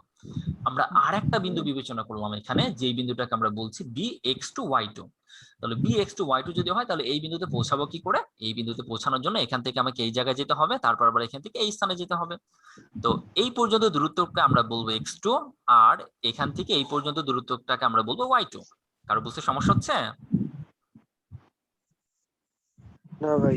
ঠিক আছে, এবার দেখো আমরা কি করব, এই এ এবং বি যদি যোগ করে দিই তাহলে আমাকে এই দুটো বিন্দুর দূরত্বটা বের করতে হবে। এ এবং বি বিন্দুর আমরা দূরত্ব বের করবো, সেই দূরত্বটা কিভাবে বের করবো সেটা আমরা দেখবো এখন। এ এবং বি বিন্দুর দূরত্ব। তো আমরা কি করলাম, যে এই এক্স অক্ষে সমান্তরাল করে এই বি বিন্দুতে একটা রেখা টানলাম। বি বিন্দু থেকে এই জায়গাটা রেখা টানলাম, আবার দেখাই যে এই বি বিন্দু থেকে এখানে আমি একটা রেখা টানবো যেটা হচ্ছে এক্স অক্ষের সমান্তরাল। এক্স অক্ষের সমান্তরাল আমরা রেখা টানলাম। তাহলে যদি হয় তাহলে এখন আমরা এখানে যে পয়েন্টটা মিলিত হলো সেটাকে বললাম সি পয়েন্ট। এবার আমরা একটু বিসি দৈর্ঘ্য বের করব। আচ্ছা দেখো তো, এখান থেকে এই পর্যন্ত হলো এক্স ওয়ান, আবার এখান থেকে এই পর্যন্ত হলো এক্স টু। তাহলে এই দূরত্বটা কত হবে? এই দূরত্বটা কি X one minus X two হবে না? ব্যাপারটা ভালো করে বোঝার চেষ্টা করো, কেউ না বুঝলে আমাকে বলো। পুরোটা হচ্ছে এক্স ওয়ান আর এটুকু হচ্ছে এক্স টু। আমি একটু মার্ক করে বলি, মার্ক করে যদি বলি এই কালার নিয়ে, যে এখান থেকে এটুকু হচ্ছে এক্স টু, আবার এখান থেকে এটুকু হলো এক্স ওয়ান। তাহলে এক্স ওয়ান থেকে যদি এক্স টু যদি বাদ দাও তাহলে তুমি এই দূরত্বটা পেয়ে যাবা, তাই না? তাহলে দেখো আমরা বলেছি এই রেখাটা মানে এই এক্স অক্ষ আর এটা সমান্তরাল, তাহলে কি ডেফিনেটলি কি এই দূরত্বটা আর এই দূরত্বটা কি সমান হবে না? জি ভাই। কারো কি বুঝতে সমস্যা আছে যে এই বিসি দূরত্বটা কেন সমান হবে? না ভাইয়া। আচ্ছা, অনেকে না বুঝে বলতে পারে, যেটা না কারণে ভাই পরে আবার একটু রিপিট করেন ভাই। হ্যাঁ আচ্ছা, এই দেখো ঠিক আছে, যে বললাম না অনেকে না বুঝে বলতে পারে, আমি বললাম আচ্ছা এই দূরত্বটা যে এই দূরত্বটা যে X one minus X two, এটা বুঝতে সমস্যা আছে? এই পুরোটা থেকে এটা বাদ, এটা যে এই দূরত্বটা না যে ভাই না x, ভাই আচ্ছা বুঝতে সমস্যা না। এবার আমি বলছি এই দূরত্বটা আর এই দূরত্বটা সমান হবে, এটা বুঝতে সমস্যা কি? জি ভাইয়া আচ্ছা না ভাই ঠিক আছে। না ভাই আচ্ছা অনেকের বুঝতে একটু সমস্যা হতে পারে, আমি সংক্ষেপে একটু ক্লিয়ার করে দিই। আমরা বলতেছি এই ভাই x, এটা তো সমান্তরাল তো সমান নিতে হ্যাঁ হবে হ্যাঁ সমান্তরাল, এটা হচ্ছে এই রেখা আর এই রেখা সমান্তরাল। আমরা যদি বলি যে দুটি রেখা, অন্য কালার নেই, আমরা যদি বলি যে দুটি রেখা, এই একটা রেখা আর এই একটা রেখা পরস্পর সমান্তরাল, আবার দেখো এই রেখাটা আর এই রেখাটা পরস্পর সমান্তরাল, এটা আর এটা পরস্পর সমান্তরাল। তাই যদি হয় এই রেখা আর এই রেখা সমান্তরাল, আবার এটি আর এটি যদি সমান্তরাল হয়, তাহলে ডেফিনেটলি তখন এই দূরত্বটা আর এই দূরত্বটা অটোমেটিক্যালি সমান হয়ে যাবে। আশা করি জিনিসটা বোঝো। ওকে, তাহলে আমরা এই দূরত্বটা কত পেলাম? এই পুরো x1 থেকে এই x2 বাদ। তাহলে তাই যদি হয় তাহলে ভ্যালু কত হবে বলো তো এখানে? x1 মাইনাস x2, এই BC এর ভ্যালু কত? x1 minus x2। কারো বুঝতে অসুবিধা জি আছে? ভাইয়া জি কারো ভাইয়া আচ্ছা ঠিক আছে। হ্যাঁ, আবার ঠিক দেখো আছে। এবার আমরা AC এর ভ্যালু বের করব। AC এর ভ্যালু কত হবে দেখো, এখান থেকে পুরোটা হচ্ছে y1, আবার এটুকু হচ্ছে y2। তার মানে এটুকু যদি y2 হয় তাহলে ডেফিনেটলি এটুকু হবে y2। জি ভাইয়া তাহলে তাহলে এই AC এর ভ্যালু কত হবে? এই y1 থেকে y2 y1 বিয়োগ, মাইনাস তার মানে y1 y2 minus y2। AC সমান যে y1 মাইনাস y2, এটা বুঝতে সমস্যা আছে কারণ? না ওকে না ভাই ঠিক আছে, তাহলে এবার আমরা তাহলে পরের স্টেপে যেতে পারি। এবার দেখো এ বি সি একটা সমকোণী ত্রিভুজ হয়ে গেছে। তো এ বি সি যদি একটা সমকোণী ত্রিভুজ হয়, পিথাগোরাসের উপপাদ্য অনুসারে আমরা কি জানি যে অতিভুজ স্কয়ার ইকুয়াল টু ভূমি স্কয়ার প্লাস লম্ব স্কয়ার, অতিভুজ স্কয়ার ইকুয়াল টু ভূমি স্কয়ার প্লাস লম্ব স্কয়ার, বুঝছো আশা করি। ওকে, তাহলে এবার হচ্ছে বিসি এর ভ্যালু আমরা কত পেয়েছি? x1 মাইনাস x2, সেটা বসিয়ে দিলাম এখানে। এসি এর ভ্যালু কত পেয়েছি? y1 মাইনাস y2, সেটা আমরা এখানে বসিয়ে দিলাম, বুঝছো? জি। ওকে, জি তাহলে ভাইয়া এবার এবি এর মান আমরা বের করব। এবি সমান কত হবে? তাহলে এবি সমান হবে x1 minus x2 whole square plus y1 minus y2 whole square, বুঝছো কি? জি ভাইয়া এটাই হচ্ছে দুইটা বিন্দুর মধ্যবর্তী দূরত্ব নির্ণয় করার সূত্র। তো তোমরা ডিপ্লোমাতে এটা এইভাবে পড়েছিলা যে যে কোনো দুটি বিন্দুর দূরত্ব ইকুয়াল টু ভুজদ্বয়ের অন্তরের বর্গ প্লাস কোটিদ্বয়ের অন্তরের বর্গ, এভাবে পড়েছিলা তাই না? জি ভাই জি ভাই হ্যাঁ, তো ঠিক এই ভাই। যে আমরা তো এখানে বলছি x1 এবং x2 এটা তো ভুজ। এই বিন্দুর ভুজ হলো x1 আর বি বিন্দুর ভুজ হলো x2, আর এই বিন্দুর কোটি হলো y1, বি বিন্দুর কোটি হলো y2। তাই আমরা বলতে পারি যে ভুজদ্বয়ের অন্তরের বর্গ প্লাস কোটিদ্বয়ের অন্তরের বর্গের উপর রুট, এটাই হচ্ছে দুটি বিন্দুর মধ্যবর্তী দূরত্ব। আশা করি বুঝছো ব্যাপারটা, যে দূরত্ব কিভাবে বের করতে হয়, বুঝছো না? জি ভাইয়া ক্লিয়ার ওকে, কোনো সমস্যা থাকলে আমাকে বলতে পারো, আর যদি সমস্যা না থাকে তাহলে আমি সামনে আগাই। সামনে গান আচ্ছা আরেকবার বললো আচ্ছা, আরেকবার কোনটা আরেকবার বলবো একটু বলো এখানে। দুটি বিন্দুর দূরত্ব, এটা আরেকবার। আচ্ছা, আমি যে সূত্রে যে এই যে এখানে যে সূত্র যে প্রমাণ করলাম, এটা কি বুঝতে সমস্যা আছে? না, এটা বুঝতে সমস্যা হয় না। আচ্ছা ঠিক আছে, এটা যদি বুঝতে সমস্যা না থাকে, এখন দেখো এই এখানে x1 এবং x2, x1টা কি? এই বিন্দুর ভুজ, এটা বুঝতে পারো তো? x1 যে এই হ্যাঁ। বিন্দুর ভুজ এটা জানো, আর x2 হচ্ছে বি বিন্দুর ভুজ। তাহলে আমরা বলছি x1 মাইনাস x2, তার মানে এই দুটি বিন্দুর ভুজ দ্বয়ের অন্তর, অন্তর মানে কি? ভুজ দ্বয়ের বিয়োগফল। এটা কি এই দুটি বিন্দুর ভুজ দ্বয়ের বিয়োগফল না? হ্যাঁ, হ্যাঁ, তাই আমরা বলছি ভুজদ্বয়ের অন্তরের বর্গ প্লাস আবার y1 y2 হচ্ছে কোটি, তাই আমরা বলছি কোটি দ্বয়ের অন্তরের বর্গ তার উপর রুট। যদি করো তাহলে এই দুটি বিন্দুর মধ্যবর্তী দূরত্ব পেয়ে যাবা, বুঝছো? এটা সূত্র, এটা তো সূত্র। হ্যাঁ, এটা সূত্র। সেই সূত্রটা আমরা এখন দেখলাম, যে কোনো দুটি বিন্দু যদি তোমার দেওয়া থাকে, সেই দুটি বিন্দুর দূরত্ব বের করতে হলে আমাদের এই সূত্র ব্যবহার করতে হবে, ঠিক আছে? জি ভাই। এই করণীয় ডিপ্লোমাতে এই সূত্র দিয়ে অঙ্ক করণীয় করছি। মাথায় নাই তাই না? এই বাঁকাশিবু করে করে তোমাদের এই অবস্থা, খালি শুধু মানে বোর্ডে যে অঙ্ক আছে সেগুলাই করে করে এই অবস্থা, বেসিক দিয়ে না করে করে এই অবস্থা। যদি এমন করে যদি বেসিক দিয়ে দিয়ে যদি শিখতে পারতা তাহলে দেখতে আর কোনো অ্যাডমিশন এসে তোমাদের কোনো সমস্যা হতো না। আমরা তো শুধু আমাদের এভাবেই শিখাইছে পরীক্ষার আগে আমাদের তো এভাবেই শিখাইছে জাস্ট বোর্ডের প্রশ্নগুলাই আমরা করছি সবসময়। বুঝিনি তোমাদের কিভাবে শিখেছে? ভাইয়া বলছি যে আমাদের সূত্রটা বলছে, সূত্র ফেলে অঙ্ক শেষ, আচ্ছা, এভাবেই করে আসছি। তো এর জন্য মানে আপনি যেভাবে বলছেন তো একদম ক্লিয়ারলি সমস্যা নাই। এই জ্যামিতি এভাবে তার করা হয় নাই। জ্যামিতি পুরো ক্লাস করার পরে দেখবা যে তুমি চিত্র আঁকে আঁকে নিজে জি সবকিছু ভাই। করে ফেলতে পারছো, বুঝছো? অঙ্কগুলো সব শর্ট হয়ে যাবে। তা এখন আমরা একটা অঙ্কে যাই। জি ভাই। দেখো দেখো এই অঙ্কটা কত ছোট, একদম ছোট্ট একটা অঙ্ক, কিন্তু তোমরা ডিপ্লোমাতে অনেক বড় করে করেছিলাম। হ্যাঁ, অঙ্কটা বাংলা লিখে নাও। হ্যাঁ, বাংলাতে লিখে নাও। আমি আগে একটু পড়ে নিই। এখানে কি লিখেছে, find the value of a when a5 is equidistant from y-axis and 7 2। হ্যাঁ, অর্থাৎ এখানে যে কথাটা বলতে যাচ্ছে যে তোমাকে a এর ভ্যালু বের করতে বলছে যখন a5 বিন্দুটা y অক্ষ এবং 7 2 বিন্দু থেকে সমদূরবর্তী। অর্থাৎ তুমি তোমার প্রশ্নটা লিখবে এরকম ভাবে যে হচ্ছে y এর ভ্যালু বের করো যখন a5 বিন্দুটি y অক্ষ এবং 7 2 বিন্দু থেকে সমদূরবর্তী। অথবা কথাটা, হ্যাঁ, এই যে আমি যেভাবে বললাম সেভাবে লিখতে পারো, বাট তোমার বইতে অঙ্কটা এইভাবে বলা আছে। হ্যাঁ, যে y অক্ষ ও 7 2 থেকে a5 বিন্দুটি দূরত্ব সমান হলে এর মান নির্ণয় করো। একই কথা। আমার এটা বন্ধ করে লিখতে পারো। হ্যাঁ, আমি আবার বলছি প্রশ্নটা হচ্ছে যে y এর মান, সরি, এর মান বের করো। এই a এর মান বের করো যখন লিখে নাও এইটুকু। লেখছে a এর মান বের করো যখন a5 বিন্দুটি বা a5 যখন a5 y অক্ষ ও 7 2 থেকে সমদূরবর্তী।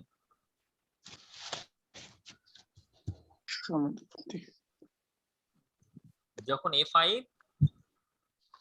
y অক্ষ এবং 7 2 থেকে সমদূরবর্তী। লিখছো না? জি ভাই, বইয়ে পাইছি। আচ্ছা ভাই আরেকবার বলে ভালো হতো। আচ্ছা, a এর ভ্যালু বের করো বা a এর মান বের করো যখন a5 y অক্ষ ও 7 2 বিন্দু থেকে সমদূরবর্তী।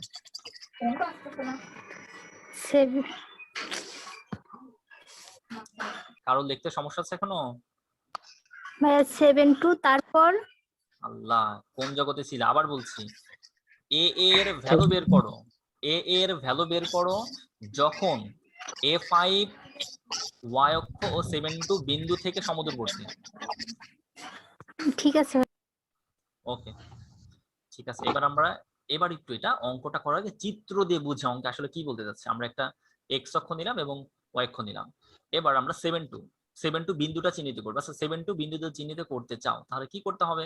এখান থেকে তোমাকে 7 পর্যন্ত যেতে হবে, তারপর 2 পর্যন্ত যেতে হবে, তাই না? জি ভাইয়া, প্রথম সূত্র। হ্যাঁ, তো এই বিন্দুটা তো অবশ্যই চিহ্নিত করতে পারবা।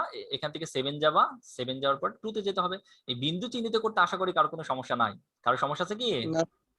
না ভাইয়া। ঠিক আছে, যদি সমস্যা না থাকে তাহলে আমরা এই বিন্দুটা চিহ্নিত করলাম এখানে। তাহলে বিন্দুটা যদি এখানে হয় তাহলে আমরা কি বলবো? এটাকে আমরা বললাম একটা বি বিন্দু 7 2। 7 2 জন্য এই বিন্দুতে যাওয়ার জন্য এখান থেকে এই যাব, যাওয়ার পর আবার এই যাব।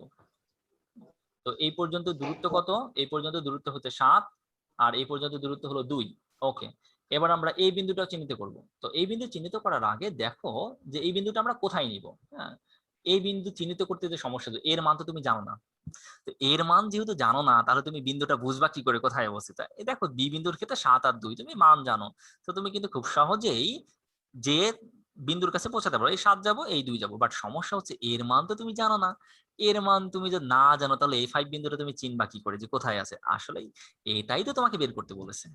তাহলে এই বিন্দুটা চিহ্নিত করার আগে, হ্যাঁ, এই চিত্রের ভিতর চিহ্নিত করার আগে তোমাকে যে কাজটা করতে হবে, প্রশ্নটা পড়ে দেখো। প্রশ্ন বলেছে যে এই যে a5 যে বিন্দুটা রয়েছে, a এবং 5 যে বিন্দুটা রয়েছে, এই বিন্দুটা কি হবে? এই যে আমাদের যে y অক্ষ আছে, y অক্ষ থেকে এই বিন্দুর দূরত্ব যা হবে, আমরা যদি এই বিন্দুটাকে যদি বলি a বিন্দু, তাহলে y অক্ষ থেকে এই বিন্দুর দূরত্ব যত হবে, আবার এই 7 2 বিন্দু থেকেও এই বিন্দুর দূরত্ব ঠিক ততই হবে। আমি একটু আলাদা করে দেখাই একটু ভালো করে। যে আমরা বললাম যে মনে করো, আচ্ছা আগে একটু চিহ্নিত করি। মনে করে বললাম হচ্ছে এটা a বিন্দু, আর বললাম এটা হচ্ছে বি বিন্দু। তাহলে প্রশ্নে তোমাকে বলতে যাচ্ছে এ বিন্দু থেকে y অক্ষের দূরত্ব যতটুকু হবে, এই বিন্দু থেকে এই বি বিন্দু দূরত্ব ঠিক ততটুকুই হবে। অর্থাৎ এই যে এই বিন্দু থেকে y অক্ষের দূরত্ব যদি 5 হয়, তাহলে এই এ বিন্দু থেকে 7 2 বিন্দুর দূরত্ব 5 হবে। কথাটা কি বুঝছো? প্রশ্নে কি চাচ্ছে? না ভাই বুঝি নাই। আচ্ছা বোঝনি, আচ্ছা আবার বলছি, দেখো আবার বলছি আমি বিষয়টা। ভাই A5 তো একটা বিন্দুর মান। হ্যাঁ আচ্ছা থামো, আমি বলছি। আমরা একটা এ বিন্দু চিহ্নিত করলাম, যে বিন্দুটা এই যে প্রশ্ন যেটা দিয়েছে A5, আর একটা বি বিন্দু চিহ্নিত করলাম যেটা এই যে প্রশ্ন দিয়েছে 7.2। তোমাকে প্রশ্নে বলেছে যে এটা যদি y অক্ষ হয়, y অক্ষ থেকে 7.2 বিন্দু যত দূরে অবস্থান করবে, মনে করো y অক্ষ থেকে 7.2 বিন্দু 5 পরিমাণ দূরত্বে অবস্থান করছে, তোমাকে প্রশ্নে যে কথাটা বলতে যাচ্ছে যে y অক্ষ থেকে এই বিন্দুটা যত দূরে অবস্থান করবে, আবার এই বিন্দু থেকে এই বি বিন্দুটা ঠিক তত দূরে অবস্থান করবে। মানে সমান। হ্যাঁ সমদূরবর্তী, মানে এই বিন্দু থেকে y অক্ষটাও যতটুকু দূরে আছে, আবার এই বিন্দু থেকে এই বি বিন্দুটা ঠিক ততটুকুই দূরে আছে। আমার কথা বুঝুনি? ভাই বুঝতে পারছি ভাই। জি আবার ভাইয়া। বলছি কথাটা, মনে করো এখানে তুমি দাঁড়িয়ে আছো, এখানে আমি দাঁড়িয়ে আছি, আর এখানে তোমার একটা ফ্রেন্ড দাঁড়িয়ে আছে। আমি বললাম যে আমার স্থান থেকে তোমার দূরত্ব যতটুকু, আবার আমার স্থান থেকে তোমার ফ্রেন্ডের দূরত্ব ঠিক ততটুকুই হবে। বুঝছো কি? জি ভাই, সমান সমুদ্রপি। হ্যাঁ সমদূরবর্তী, অর্থাৎ আমার স্থান থেকে তোমার ফ্রেন্ডের দূরত্ব, আর আমার স্থান থেকে আমার স্থান থেকে তোমার দূরত্ব এবং আমার স্থান থেকে তোমার ফ্রেন্ডের দূরত্ব সমদূরবর্তী। কথাটা হচ্ছে এটাই। কারো বুঝতে সমস্যা আছে? না ভাইয়া। না ভাইয়া। ঠিক আছে, তো প্রশ্নে বলতে যাচ্ছে যে এই বিন্দুটা y অক্ষ এবং 7.2 থেকে সমদূরবর্তী। তাহলে এখন দেখো আমরা বুঝতে পারছি যে এই বিন্দুটা এমন একটা স্থানে হবে, আমার চোখের আন্দাজে এমন একটা স্থানে নিতে হবে, মনে করে বললাম এখানে এমন একটা স্থানে নিতে হবে যেন এই y অক্ষ থেকে এই বিন্দুটা দূরত্ব যতটুকু হবে, আবার এই বিন্দু থেকে এই বি বিন্দু দূরত্বটা ঠিক ততটুকু যেন হয়। সেই আনুমানিক অনুসারে আমরা এই বিন্দুটা চিহ্নিত করব। আমার কথা কি বুঝছো? কারণ প্রশ্নে বলেছে এই বিন্দুটা যদি এখানে হয়, আমরা বললাম এটা এই বিন্দু, ভাই বুঝছি।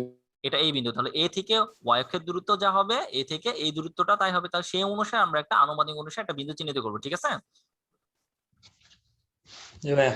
কারো বুঝতে সমস্যা থাকলে আমাকে বলো। সমস্যা আছে কারো বুঝতে? আরেকবার একটু আরেকবার একটু, আচ্ছা আরেকবার বলুন ভাইয়া। আবার বলছি, দেখো অন্তত এই জিনিসটা ক্লিয়ার হয়েছে যে এটা হচ্ছে এই বিন্দু, এই যে এই বিন্দুটাকে বলছি আমরা এ, আর এই বিন্দুটাকে আমরা বলছিল বি, আর এখানে বলছি y অক্ষ। তাহলে প্রশ্নে বলতে যাচ্ছে এই এ বিন্দু থেকে y অক্ষ যতটুকু দূরে আছে, এই বিন্দু থেকে বি বিন্দুটা ঠিক ততটুকুই দূরে আছে। তাহলে এই দূরত্ব আর এই দূরত্ব সমান হবে, এটা তো বুঝছো? হুম। আচ্ছা এটা যদি বুঝে থাকো, তাহলে এখন এই বিন্দুটা, তাহলে দেখো এই বিন্দুটা আমাকে চিহ্নিত করতে হবে এমন একটা স্থানে যেন চোখের আন্দাজে বোঝা যায় যে এখান থেকে y অক্ষের দূরত্বটা যতটুকু হচ্ছে, এখান থেকে বি বিন্দুটার দূরত্বটা ঠিক ততটুকুই হচ্ছে। সেই অনুসারে আমাকে বিন্দু চিহ্নিত করতে হবে। বুঝছো কি? জি ভাইয়া। এখনো যদি না বুঝে আন্দাজ থাকো করে আমাকে বলতে বলো। হবে। হ্যাঁ মানে আনুমানিক, যেহেতু আমাকে তো এখানে আন্দাজ করে ছাড়া তো বসানোর কোনো পথ নাই, কারণ এর মান তো আমরা জানি না, এর মান তো আমরা জি জানি ভাইয়া। না। চিত্র আঁকানোর ক্ষেত্রে একটা, যেহেতু প্রশ্নে যেহেতু বলেছে সে অনুসারে একটা আনুমানিক অনুসারে আমরা এখানে বসাবো। ঠিক আছে? জি ভাইয়া। জি ভাইয়া। আচ্ছা ঠিক আছে, তাহলে এবার দেখো আমরা যে কাজটা করব সেটা হচ্ছে যে এক মিনিট একটু, ওকে, এই যে আমরা বিন্দুটা চিহ্নিত করলাম এখানে আনুমানিক অনুসারে, এটাকে বলছি আমরা যে এই বিন্দুটা। তাহলে এই বিন্দুটা যদি হয়, তাহলে এই বিন্দুতে আমরা পৌঁছাবো কি করে? এখান থেকে এই পর্যন্ত যাব, যাওয়ার পর আবার এই পর্যন্ত দূরত্বটা হবে হচ্ছে এ, হ্যাঁ, আবার এখান থেকে এই পর্যন্ত যাব, এই দূরত্বটা হবে হচ্ছে 5। ঠিক আছে? আচ্ছা। তাহলে এ জি ভাই। 5 গেলাম। আচ্ছা এবার তাহলে দেখো আমাকে কি বলেছে যে এখান থেকে এই দূরত্বটা, আর মানে আমরা এখান থেকে এসি দূরত্ব আর এখান থেকে এই এবি দূরত্ব সমান হবে। প্রশ্ন আমাকে এটাই বলেছে, যেটা আমি একটু আগে বুঝলাম। এই বিন্দু থেকে y অক্ষের দূরত্ব যা হবে, এই বিন্দু থেকে 7.2 বিন্দু দূরত্ব তাই হবে। এই বিন্দু থেকে y অক্ষের দূরত্ব যা হচ্ছে, আবার এই বিন্দু থেকে এই দূরত্বটা তা। আমরা যদি বলি এসি সমান 5, তাহলে অবশ্যই এবি সমান 5 হতে হবে। বুঝছো কি? জি ভাইয়া। ঠিক আছে, এবার আমরা চিত্র আঁকে ফেলেছি, আবার চিত্র অনুসারে আমরা এখানে লিখবো। তাহলে আমরা এবার দেখো এখান থেকে এই দূরত্ব যদি এ হয়, তাহলে এই দূরত্ব কি এ হবে না? এ হবে জি ভাইয়া। কেন? বর্গ হবে। কারণ এটা আর এটা সমান্তরাল। সমান্তরাল।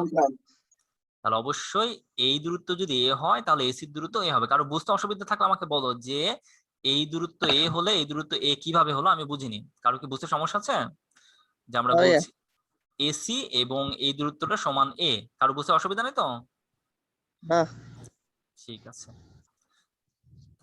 তাহলে আমরা সলিউশনের দিকে চলে যেতে পারি। সলিউশনে আমরা কি লিখতে পারি, যে প্রশ্ন অনুসারে এসি এবং এবি সমান, এটা লিখতে পারি অবশ্যই আমরা।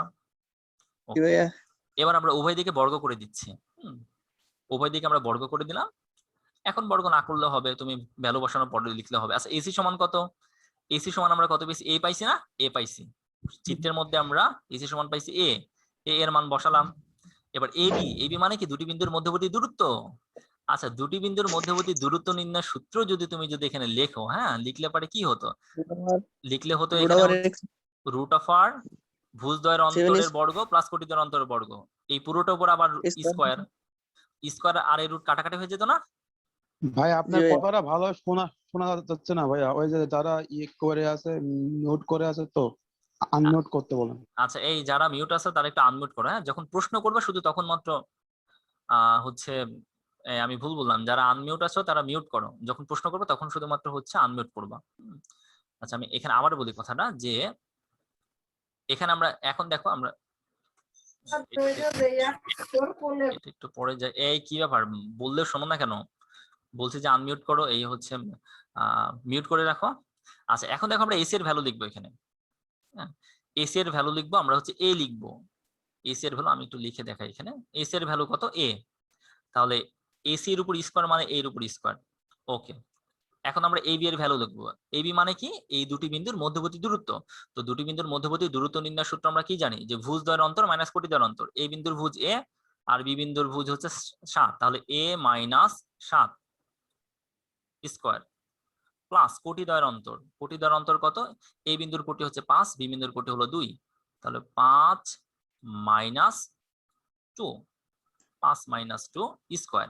আবার দেখো এটা কার মান দেখলাম? এবির মান। তাহলে কিন্তু এবির উপর আবার একটা স্কয়ার আছে, তাহলে স্কয়ার যদি রাখে, এখন স্কয়ার আর এই রুট কাটাকাটি হয়ে যাবে না? জি ভাইয়া। ঠিক আছে, তাহলে কি হবে? তাহলে আমার লাইনটা হবে এই অবস্থা চলে আসবে, স্কয়ার আর রুট কাটাকাটি হয়ে গেলে। কারো বুঝতে অসুবিধা আছে এখানে? ভাইয়া। ওকে, তাহলে ফাইনালি আমরা এটাকে a মাইনাস বি হোল স্কয়ারের ফর্মুলা লিখলাম। হ্যাঁ তারপরে 5 মাইনাস 2 এর মান লিখলাম, মান লিখে দাঁড়ালো এটা। এবার এটা এদিকে যে কাটাকাটি হয়ে যাবে, কাটাকাটি ফাইনালি মান আসবে a ইকুয়াল টু 29/7। মান আসছে আমাদের a ইকুয়াল টু 29/7। অঙ্ক শেষ, এখানে শেষ অঙ্ক, এতটুকু অঙ্ক জাস্ট। কোনো বাংলা কথাও লিখতে হবে না, কিচ্ছু লিখতে হবে না, শুধুমাত্র এই চিত্রটা আঁকাবা আর এইটুকু ক্যালকুলেশন দিবা। মানে আমি এখানে যেভাবে করেছি এইভাবে লিখলেই অঙ্ক শেষ, ফুল মার্কস পাবা, 8 মার্কস পাবা। এই অঙ্কটা করতে সর্বোচ্চ 2 মিনিট লাগবে। সর্বোচ্চ 2 ভাইয়া মিনিট লাগতে পারে। হ্যাঁ বলো। ভাইয়া চিত্রের মধ্যে যে এ বি এগুলা যদি উল্টাপাল্টা হয় তাহলে কি কোনো সমস্যা আছে? ওই যে মানে তুমি যদি এখানে বি বিন্দু বলো আর এই জায়গায় যদি এই বিন্দু বলো, তাই তো? জি ভাইয়া। আরে এটা তো তোমার ইচ্ছা, তুমি ইচ্ছা মতো একটা বিন্দু নাম ধরে, তুমি এখানে এ বাদ দাও, তুমি এখানে যদি বলো ক আর খ, কোনো অসুবিধা নাই। তুমি যদি এখন যদি এখানে যদি বলো যে হচ্ছে হ্যাঁ যে পি কিউ, কোনো অসুবিধা নেই, এটা তোমার ইচ্ছা, তুমি তোমার মতো করে একটু ধরে নিয়েছো। তুমি যদি এখন চিত্র যদি না দাও তাহলে তোমাকে কি করতে হবে জানো? বাংলায় লিখতে হবে, এই চিত্রের বৃত্তান্ত তোমাকে বাংলায় লিখতে হবে, না হলে স্যার এটা বুঝবে না। আর যদি চিত্র যদি দিয়ে দাও তাহলে তোমার কোনো বৃত্তান্ত লিখতে হবে না, তুমি এখানে অঙ্কটা করে দিবা আর এই চিত্র দিকে স্যার বুঝে নেবে। আমার কথা কি বুঝছো? আচ্ছা। জ্যামিতির অঙ্ক একটাও ওই লিখে করা যাবে না, সবগুলো চিত্র আঁকিয়ে এইভাবে সমাধান করে দিতে হবে, না হলে ওই লিখে করতে দিতে সময় পাবো না। তোমার বইতে সব লিখে লিখে করা আছে, এই জন্য আমি বলেছিলাম বইতে যেভাবে অঙ্ক করা আছে সেভাবে করা যাবে না, আমি যেভাবে শেখাবো সেভাবে করবা। কারণ বইতে সব লিখে লিখে করা আছে, এরকম চিত্র দিয়ে কোনো অঙ্ক করা নাই। আমাদের অঙ্কগুলো চিত্র দিয়ে করতে হবে, বুঝছো? জি ভাইয়া। ওকে, তাহলে এবার সামনে আমরা আগাই। আমরা আরেকটা অঙ্ক দেখবো, প্রবলেম নাম্বার 4। সেটা হচ্ছে যে radius of A circle is 5 and center of it is 5, 3. The chord of this circle is bisected at 3, 2 point. Find the length of this chord. এই chord মানে কি জানো? না ভাইয়া। chord মানে জানো না? না। chord মানে আমরা এখানে হ্যাঁ আমি হচ্ছে আমি মনে হয় এখানে বানানটা একটু মানে ভুল করেছি। হ্যাঁ বানানটা একটু ভুল করে ফেলেছি, সিএইচ হবে। হ্যাঁ আমি এখানে বানানটা একটু ভুল করেছি, এই কর্ড মানে আবার দড়ি হয়ে গেছে। হ্যাঁ সিএইচ হবে এখানে, সিএইচ ও আর ডি। কর্ড মানে হলো জ্যা, আমি একটু ভুল লিখে ফেলেছি, CHORD। আমি এখানে যে কোড লিখে ফেলেছি সেটা হচ্ছে দড়ি, দড়ি না, এটা হচ্ছে জ্যা। হ্যাঁ, CH হবে, একটু তোমরা কারেকশন করে নেবে। এনিওয়ে, তো আমি জি একটু ভাই বলে যা দিই। হবে। তো আমরা একটু বলে দিই, সেটা হচ্ছে যে এখানে অঙ্ক যেটা বলতে যাচ্ছে যে একটি বৃত্তের ব্যাসার্ধ হচ্ছে 5 এবং তার কেন্দ্র হচ্ছে 5 লিখে নাও আমার সাথে সাথে। একটি বৃত্তের ব্যাসার্ধ 5 এবং কেন্দ্র 5 একটি বৃত্তের ব্যাসার্ধ 5 এবং কেন্দ্র 5 লিখছো?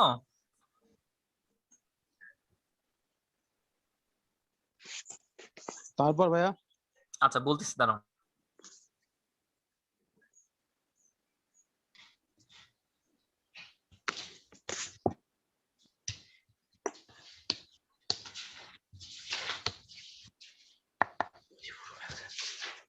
এনিওয়ে, তো আমি আবার বলছি যে একটি বৃত্তের ব্যাসার্ধ 5 এবং কেন্দ্র 5 লিখছো না এটুকু? জি ভাইয়া লিখেছি। আচ্ছা, এরপরে হচ্ছে এই বৃত্তের জ্যাকে 3 বিন্দুতে, এই বৃত্তের জ্যাকে 3 বিন্দুতে সমদ্বিখণ্ডিত করা হয়। এই বৃত্তের জ্যাকে 3 বিন্দুতে সমদ্বিখণ্ডিত করা হয়।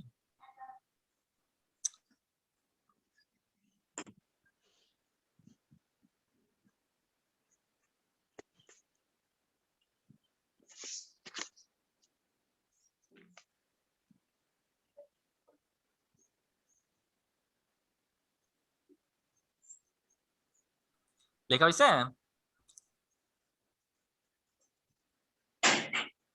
লেখা হয়েছে কি? জি ভাইয়া। একটি বৃত্তের ব্যাসার্ধ 5 এবং কেন্দ্র 5 বৃত্তের জ্যাকে 3 বিন্দুতে সমদ্বিখণ্ডিত করা হয়। Find the length of this chord, অর্থাৎ এই জ্যা এর দৈর্ঘ্য বের করো। এটা খুবই ইম্পর্টেন্ট একটা প্রশ্ন। হ্যাঁ, আগে যেটা করলাম সেটাও ইম্পর্টেন্ট, এটাও ইম্পর্টেন্ট, যেটা পরীক্ষাতে আসার মতো। Anyway, find the length of this chord, অর্থাৎ জ্যা এর, এই জ্যা এর হচ্ছে দৈর্ঘ্য বের করো। ওকে, তাহলে আমরা চিত্র আঁকাই ফেলি। তো এই অঙ্কটা, চিত্রটা এক্সাক্ট মানে একদম স্থানাঙ্কের প্রকৃত চিত্র আঁকেও করা যায়, আবার প্রকৃত চিত্র না আঁকেও করা যায়, কোনো সমস্যা নাই। হ্যাঁ, তবে চিত্র আঁকে করতে হবে। আমি যদি প্রকৃত চিত্র আঁকে যদি ব্যাপারটা দেখা, আমি অঙ্কের ভিতর প্রকৃত চিত্র আঁকাইনি, হ্যাঁ, তোমাদের জন্য যেন সহজ হয়, বাট আমি একটু প্রকৃত চিত্র আঁকে একটু দেখাই। এটা হচ্ছে এক্স অক্ষ, আর এটা যদি হয় ওয়াই অক্ষ। এটা এক্স অক্ষ, আর আমরা এটাকে বললাম একটা ওয়াই অক্ষ। তাহলে প্রথমে আমরা বৃত্তের কেন্দ্রটা চিহ্নিত করবো, 5 আমরা 5 বিন্দু আমরা প্রথমে আগে একটু চিহ্নিত করি। তো এখান থেকে এটুকু যদি আমরা যদি বলি 5, তাহলে 3 হবে আনুমানিক অনুসারে বললাম এটুকু। এটা বললাম বৃত্তের কেন্দ্র। বৃত্তের কেন্দ্র যদি এটা হয়, তাহলে আমরা কি বললাম যে এটুকুকে বলতেছি আমরা 5, আর এটুকুকে বলতেছি আমরা 3। এটা হলো 5 আর এটা হচ্ছে 3। ওকে, এটা হচ্ছে বৃত্তের কেন্দ্র। এরপরে দেখো আমাকে বলেছে যে হচ্ছে 3 বিন্দু আরেকটা দেওয়া আছে, আমরা আনুমানিক অনুসারে একটা 3 বিন্দু চিহ্নিত করি। আচ্ছা, আমার মনে হয় মিটিংটা আবারও ইন্ড হয়ে যাবে 5 মিনিটের মধ্যে। মিটিং ইন্ড হয়ে গেলে চিত্র আঁকালে পারে আবার নতুন করে চিত্র আঁকানো লাগবে। আমি নতুন মিটিং শুরু করে আর একটা মিটিং হলে হয়ে যাবে, ঠিক আছে? আমি নতুন আরেকটা তোমাদের লিঙ্ক দিচ্ছি, সেই লিঙ্কে জয়েন করো। এই অঙ্কটা করতে হবে। এরপর আমি বেশ কিছু সিস্টেম বলে দেবো, সেই সিস্টেম অনুসারে আমাদের যে অক্ষরপত্র প্রকাশনী রয়েছে, সেই প্রকাশনীর ফার্স্ট যেই চ্যাপ্টার রয়েছে স্থানাঙ্ক, সেটা শেষ হয়ে যাবে। আমি একটু হচ্ছে নতুন একটা লিঙ্ক দিচ্ছি, ঠিক আছে? সেই লিঙ্কে জয়েন করবো। আমি গ্রুপের মধ্যে লিঙ্ক দিয়ে দিচ্ছি।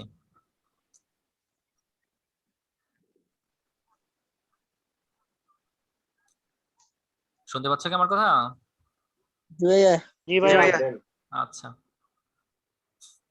তাহলে আমরা এই অঙ্কটা করছিলাম। তো আমরা অঙ্কের একটা এক্সাক্ট ফিগার আঁকাতে যাচ্ছিলাম। হ্যাঁ, আমি আমার তোমাদের যে স্লাইড রাখছি সেই স্লাইডের মধ্যে এক্সাক্ট ফিগার আঁকাইনি, কারণ তো আমি তোমাদের অঙ্কটা এক্সাক্ট ফিগার আঁকে করতে বলবো না। ছবি আঁকে করতে হবে, কিন্তু মানে প্রকৃত যে ফিগার সেটা আঁকে আমি করতে বলবো না। এই জন্য আমি একটু এখানে একটু আঁকে একটু বোঝাই দিচ্ছি ব্যাপারটা। এটা না, আমরা অন্য কালার নিব।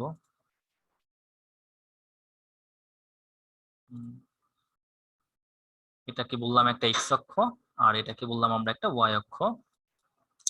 তো একটু আগে তোমাদের দেখালাম যে 5, 3 বিন্দু চিহ্নিত করার ব্যাপারটা। আমরা এখানে একটা বিন্দু চিহ্নিত করলাম যে 5, 3। এখান থেকে এটুকু 5 আর এখানে বললাম 3। এটাকে বলছি আমরা 5, 3 বিন্দু, 5, 3। আর এই বিন্দুটা আমরা চিহ্নিত করলাম হচ্ছে এইভাবে। এই স্ক্রিনে দেখাচ্ছ কে?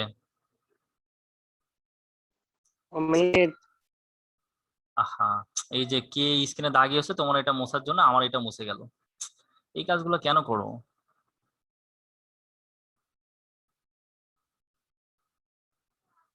আবার আমাকে আগাতে হবে। সরি। আচ্ছা আচ্ছা, ঠিক আছে, সমস্যা নাই। আচ্ছা, তাহলে আমরা বললাম যে একটা বিন্দু চিহ্নিত করছিলাম, বললাম যে 5, 3 বিন্দু এখানে আনুমানিক অনুসারে।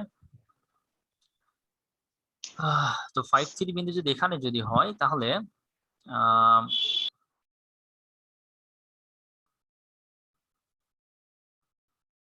এটুকু হচ্ছে 5 আর এটুকু হচ্ছে 3। ওকে, 5, 3 আর বিন্দুটা হচ্ছে 5, 3। এবার দেখো আমরা যদি 2, 3 বিন্দু যদি চিহ্নিত করি, 2, 3 বিন্দু কেন চিহ্নিত করবো? এই যে এখানে আরেকটা 3, 2 বিন্দু আছে, 3, 2 বিন্দুটা আমাদের একটু চিহ্নিত করতে হবে। তো 3, 2 বিন্দু চিহ্নিত করি, 3 আমরা বললাম এটা 3 আর 2 এখানে আনুমানিক অনুসারে আমরা বিন্দুটা চিহ্নিত করলাম, এটা হলো 3, 2 বিন্দু। এটা বুঝে নাও 3, 2 বিন্দু। আমরা বললাম 3, 2 বিন্দুর নাম হচ্ছে বি, সরি এ বললাম, আর এই 5, 3 বিন্দুকে আমরা বললাম বি। ওকে, তাহলে দেখো এখন আমাকে বলেছে যে বৃত্তের ব্যাসার্ধ হচ্ছে 5। তাহলে দেখো বৃত্তের ব্যাসার্ধ যদি 5 হয় তাহলে একটা জিনিস একটু চিন্তা করে দেখো, এটা বৃত্তের ব্যাসার্ধ 5, হ্যাঁ, তাহলে এইটুকু দূরত্ব 5, আবার এই দূরত্বটা 5।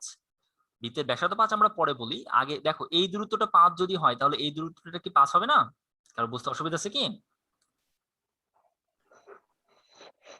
না ভাইয়া।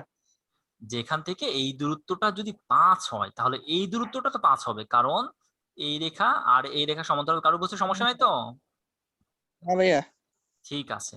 এবার আবার আমাকে বলেছে বৃত্তের ব্যাসার্ধ 5, তাহলে বৃত্তের ব্যাসার্ধ 5 মানে কি বৃত্তটা কি এই যে এই 5 পরিমাণ ডিস্টেন্স নিয়ে এইভাবে ঘুরবে না? জি ভাইয়া, তাহলে কেন্দ্র থেকে এভাবে ঘুরবে। হ্যাঁ, মানে কেন্দ্র থেকে বৃত্তের ব্যাসার্ধ 5 যদি হয় তাহলে বৃত্তটা এই ওয়াই অক্ষকে টাচ করে ঘুরবে না? জি ভাইয়া। এইভাবে করে কিন্তু ঘুরবে। তাহলে আমরা কি বলতে পারি না যে এই বৃত্তটা ওয়াই অক্ষকে স্পর্শ করবে? বলা যায় না? জি ভাইয়া। জি কারো ভাই, বুঝতে বলা অসুবিধা যায়। আছে? ভাইয়া। বৃত্তটা কোন রকম এই ওয়াই অক্ষকে টাচ করে চলে যাবে। বিন্দুমাত্র সমস্যা থাকলে বলো কিন্তু আমাকে, না হলে কিন্তু বিপদে পড়বে। আবারও বলছি যে ওয়াই অক্ষকে স্পর্শ কোন রকম টাচ করে বৃত্তটা চলে যাবে, এইভাবে করে বৃত্তটা ঘুরতে থাকবে। তাই যদি হয় তাহলে আমরা বৃত্তটাকে ড্র করতে পারি, যদিও আমার এই মাউস দিয়ে খুব ভালো বৃত্ত আঁকানো সম্ভব না, পচা মার্কা একটা বৃত্ত হবে, তাও একটু আঁকাই। এই যে এই কোন রকম টাচ করে বৃত্তটা হবে।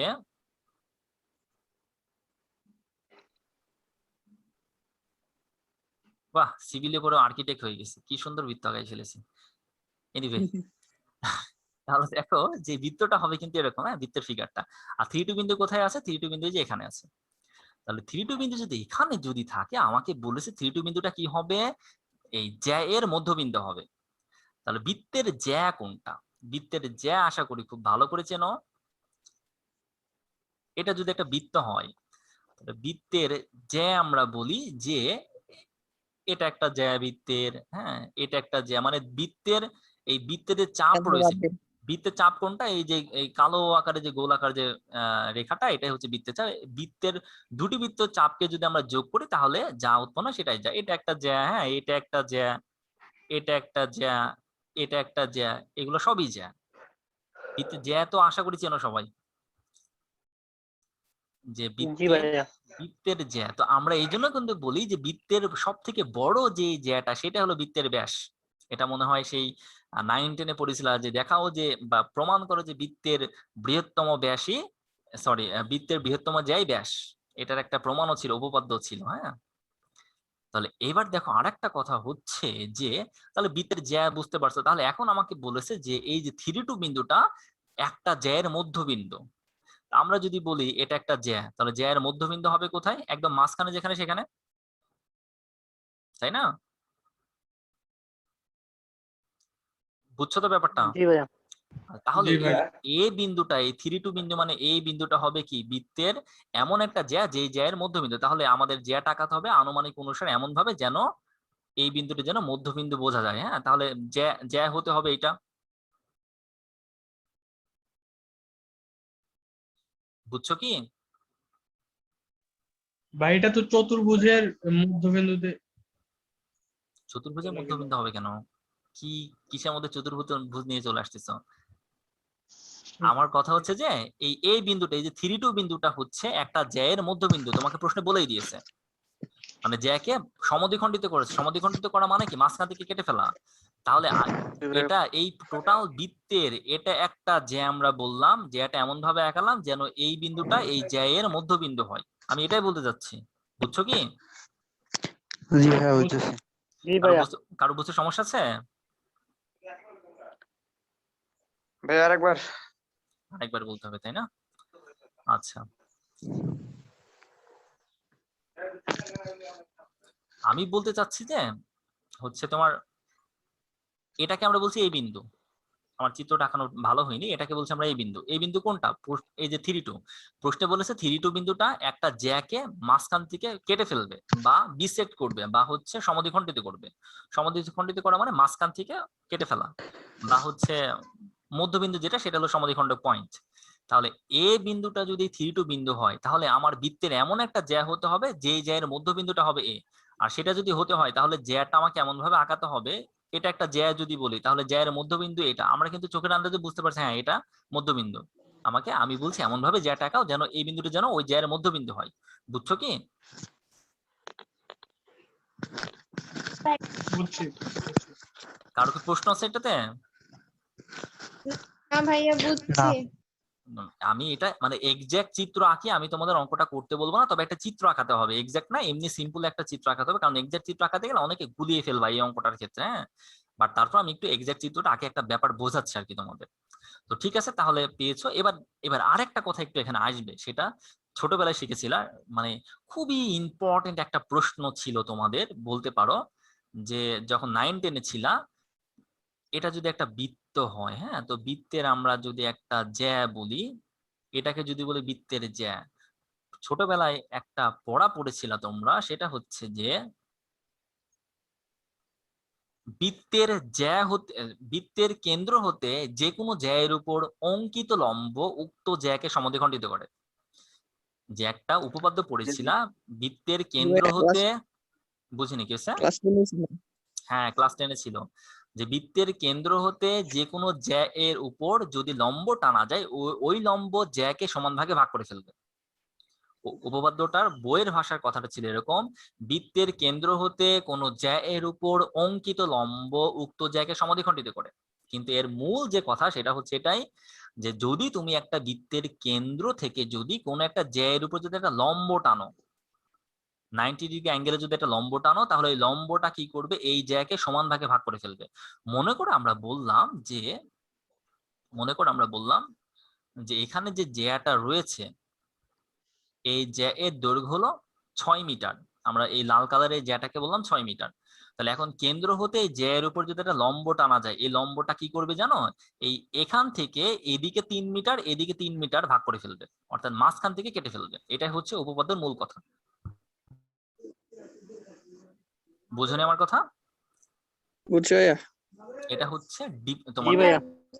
সেই এসএস এর সময় একটা পড়া ছিল। এবার অবশ্য আমার এই প্রশ্নে বলেছে এই এ পয়েন্টটা হচ্ছে এই জ্যা এর মধ্যবিন্দু।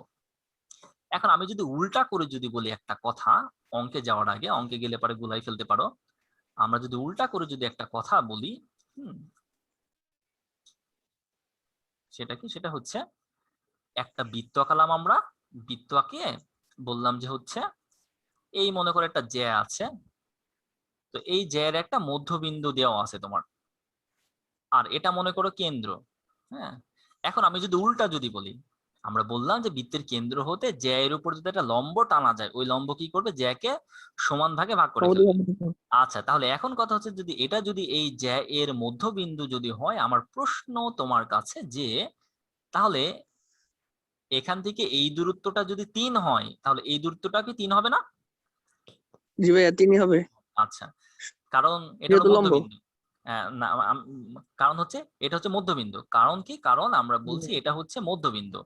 তাহলে এই মধ্যবিন্দু আমরা বললাম যে বৃত্তের কেন্দ্র থেকে যদি এই জ্যায়ের উপর যদি একটা লম্ব টানা যায়, বৃত্তের কেন্দ্র হতে জ্যায়ের উপর লম্ব টানলে ওই লম্ব কি করবে? জ্যাকে সমানভাগে ভাগ করে ফেলবে। তাহলে আমরা কি বলতে পারি না এই মধ্যবিন্দু, মানে উল্টা যদি বলি একটা বৃত্তের জ্যা দেওয়া আছে, জ্যায়ের মধ্যবিন্দু দেওয়া আছে, তাহলে কি আমরা বলতে পারি না কেন্দ্র থেকে এই মধ্যবিন্দু পর্যন্ত যে দূরত্বটা হবে এই দূরত্বটা লম্ব হবে? এটা বলা যায় না? বলা যায়। কারো বুঝতে অসুবিধা থাকলে বলো আমার এই কথাটা। কারো ভাইয়া, বুঝতে আবার সমস্যা? একটু বলেন তো।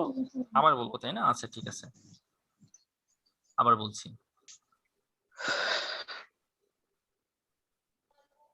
আমরা বললাম যে এই কথাটা বুঝছো কিনা যে বৃত্তের কেন্দ্র থেকে একটা জ্যায়ের উপর লম্ব টানবো, ওই লম্বটা কি করবে? জ্যাকে সমান ভাগে ভাগ করে ফেলবে। এই কথাটা তো বুঝছো? যে জি প্রশ্ন ভাইয়া। করলাম, আচ্ছা, যে প্রশ্ন করলে সে উত্তর দিবা যে আমরা একটা বৃত্তের কেন্দ্র থেকে একটা জ্যায়ের উপর লম্ব টানবো, ওই লম্ব জ্যাকে সমান ভাগে ভাগ করে ফেলবো। অর্থাৎ আমরা যদি বলি যে এটা মনে করে বৃত্তের এটা মনে করে বৃত্তের কেন্দ্র, কেন্দ্র থেকে এই রেখার উপর যদি একটা লম্ব টান, তার লম্বটা কি করবে? এই লম্বর যে পয়েন্টটা হবে, এই পয়েন্টটা হবে এই পুরো রেখার মধ্যবিন্দু। উপপাদ্যর মূল জিনিসটা এটাই বোঝাচ্ছে, জি ভাইয়া। বুঝছো কি? যে প্রশ্ন করলা সে উত্তর দিবা, বুঝছো কি? জি ভাইয়া, জি জি।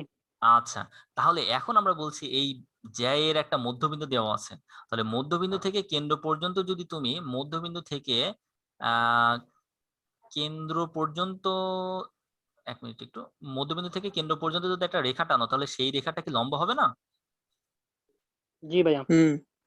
কারো কি সমস্যা আছে বুঝতে? না ভাইয়া, লম্ব ওকে, হবে। হ্যাঁ লম্ব হবে। তাহলে এখন আমি তাহলে বলতে পারি না আমার এই অঙ্কের ক্ষেত্রে যেহেতু এই জ্যা এর মধ্যবিন্দুটা হচ্ছে এ, তাহলে বৃত্তের কেন্দ্র থেকে এই এ পর্যন্ত যে দূরত্বটা হবে এই বিটা কি লম্ব হবে না এই জ্যা এর উপরে?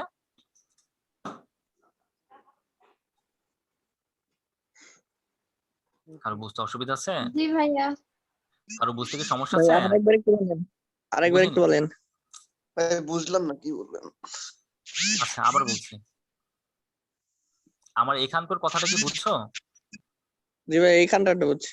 ঠিক আছে, এখানকারটা যদি বোঝো। আচ্ছা, তুমি যে প্রশ্ন করছো তোমার নামটা বলো। সমস্যা নাই, ভয় পাওয়ার দরকার নেই, নাম বলো, আমি বোঝাচ্ছি। যে প্রশ্ন করছে নামটা বলো, কি যেন নাম?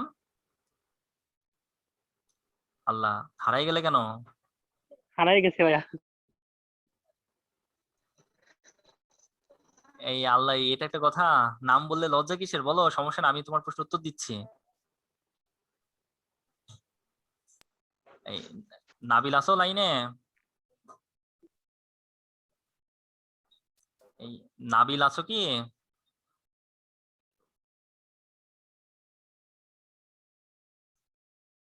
নাবিল নাই? নাই এই মনে হয় ভাইয়া। আচ্ছা, থাকলে তো সেকেন্ড সেমিস্টারে কেউ কি আছো এখানে?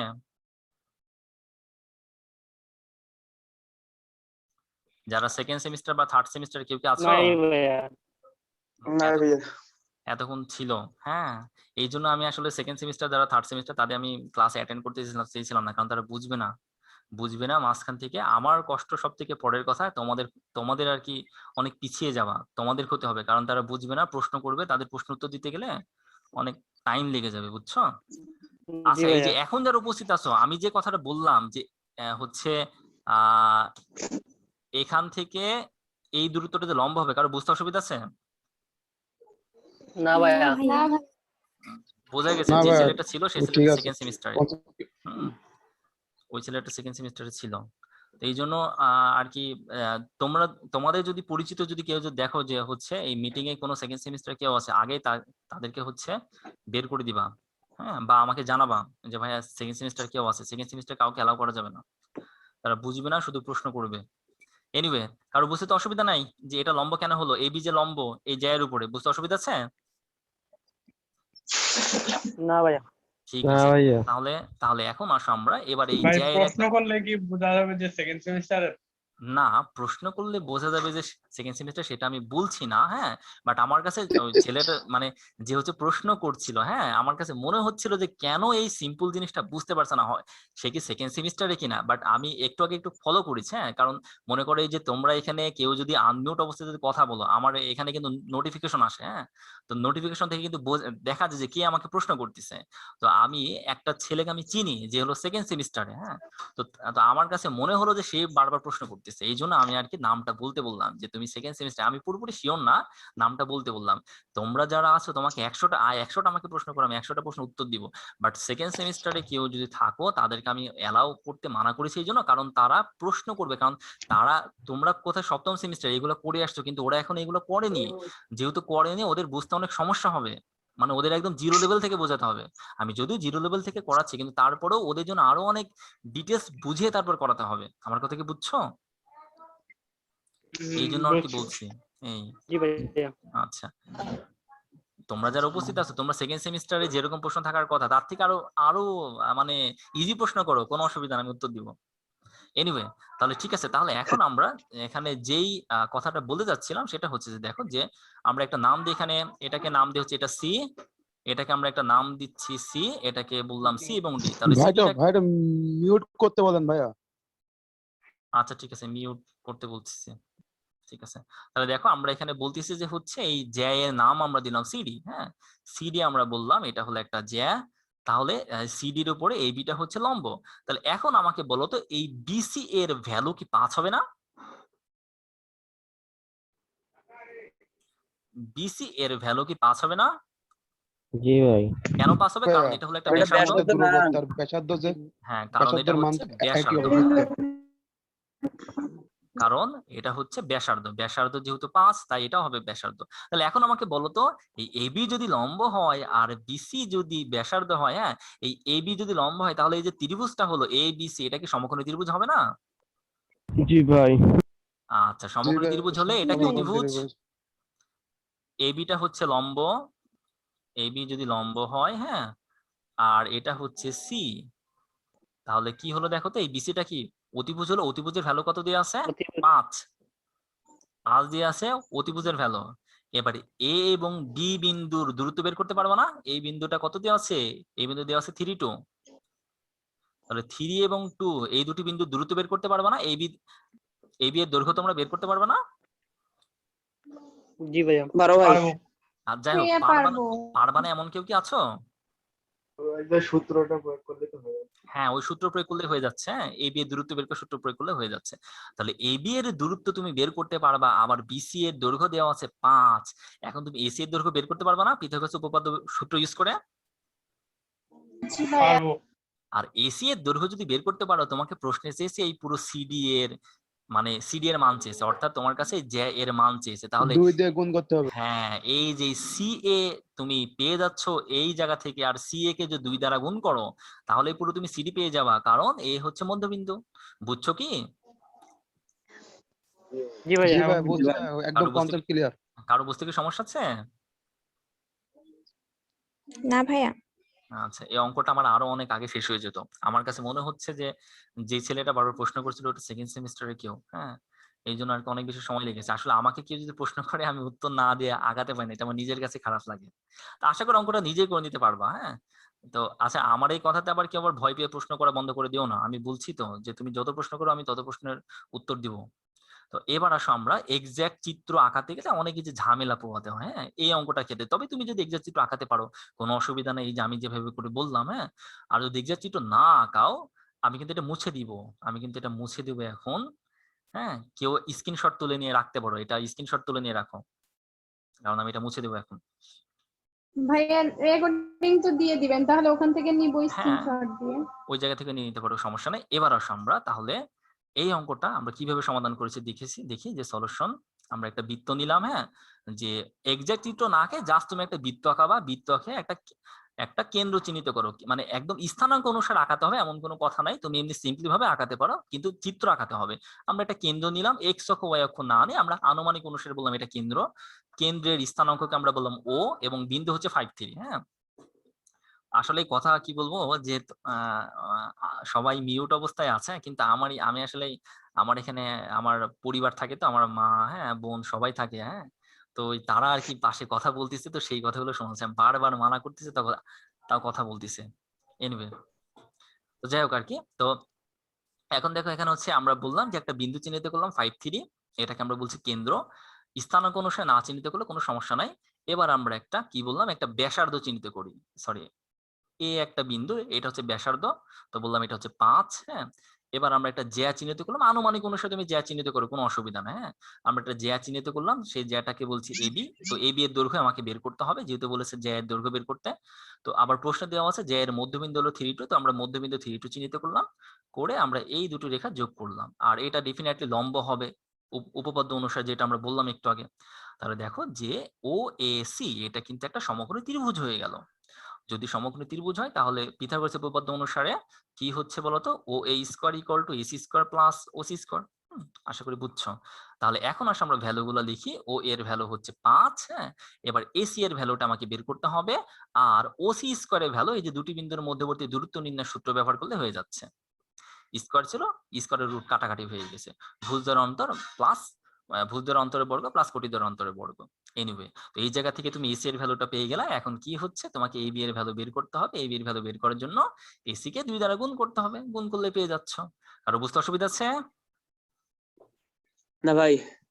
না ভাই। ঠিক আছে, কারোর বুঝতে সমস্যা নাই।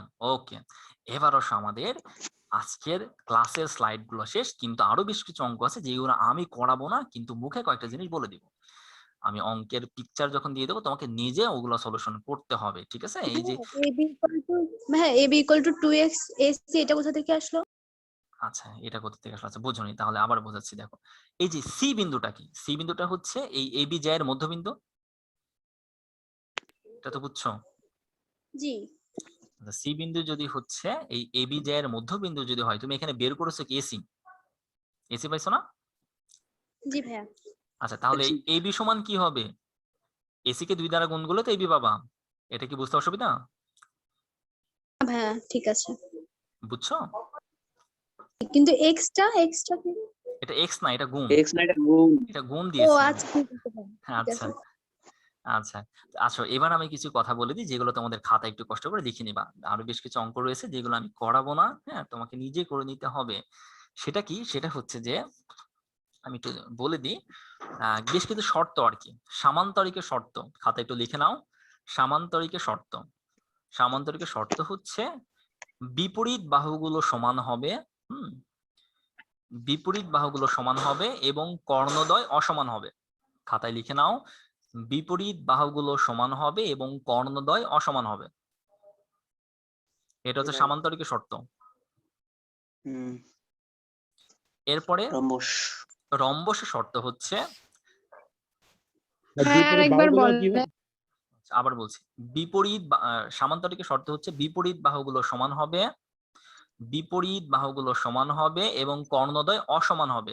এই সানজিন খান সম্ভবত একটা মেয়ে, এই তোমার হচ্ছে ভিডিও অন হয়ে গেছে, অফ করো।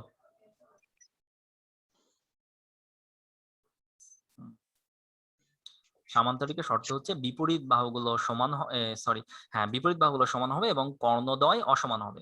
এবার রম্বসের শর্ত হচ্ছে সমস্ত বাহুগুলো সমান হবে কিন্তু কর্ণদ্বয় অসমান হবে। সমান্তরালের ক্ষেত্রে তো ওই বাহুগুলো সমান্তরাল হবে, সমান এবং সমান্তরাল। সমান্তরালটা হবে জানি, কিন্তু আমাদের এই জ্যামিতির অঙ্কের জন্য লাগবে না সমান্তরাল কিনা, এটা আমাদের চেক করা লাগবে না, এই জন্য আমি বলিনি। ঠিক আছে, ঠিক আছে। আমাদের জ্যামিতির ক্ষেত্রে দুইটা জিনিস চেক করলে আমরা বুঝতে পারবো, সেটা হচ্ছে বিপরীত বাহুগুলো সমান এবং কর্ণদ্বয় অসমান যদি হয় তাহলে সেটাকে আমরা বলবো সামান্তরিক। আর রম্বসের ক্ষেত্রে হবে যে সকল বাহুগুলোই সমান। আচ্ছা, সমস্যা নেই, যেহেতু রম্বস বলে ফেলেছি, লেখো যে রম্বসের ক্ষেত্রে সকল বাহুগুলো সমান কিন্তু কর্ণদ্বয় অসমান।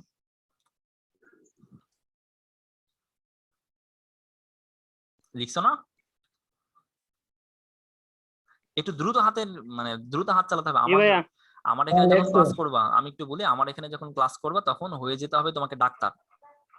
আর যখন আমার এই ভিডিও রেকর্ডিং যখন দিয়ে দেবো, তখন তুমি যখন নোট করবে তখন হয়ে যাবে ইঞ্জিনিয়ার। এই জন্য বলছি ডাক্তার হতে বলছি, এই জন্য কারণ ডাক্তাররা কি লেখে, এক ডাক্তার আর ওই ওষুধের দোকানদার ছাড়া কিছুই বোঝে না। হ্যাঁ, তুমি এমন ভাবে লিখবে তুমি ছাড়া আর কেউ বুঝবে না, পৃথিবীর কোনো মানুষের পক্ষে বোঝা সম্ভব না।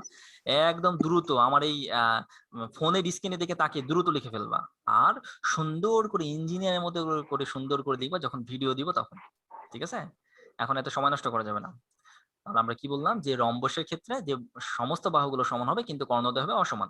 এবার আসো বর্গক্ষেত্র, সমস্ত বাহুগুলো সমান হবে এবং কর্ণদ্বয় সমান হবে।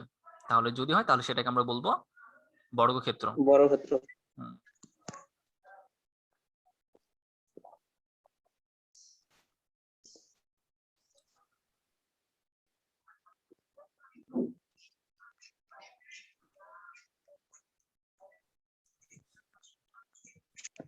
সমস্ত বাহুগুলো সমান এবং কর্ণদ্বয় সমান যদি হয় তাহলে সেটাকে কর্ণদ্বয় বলবো সমান। বলবো বর্গক্ষেত্র।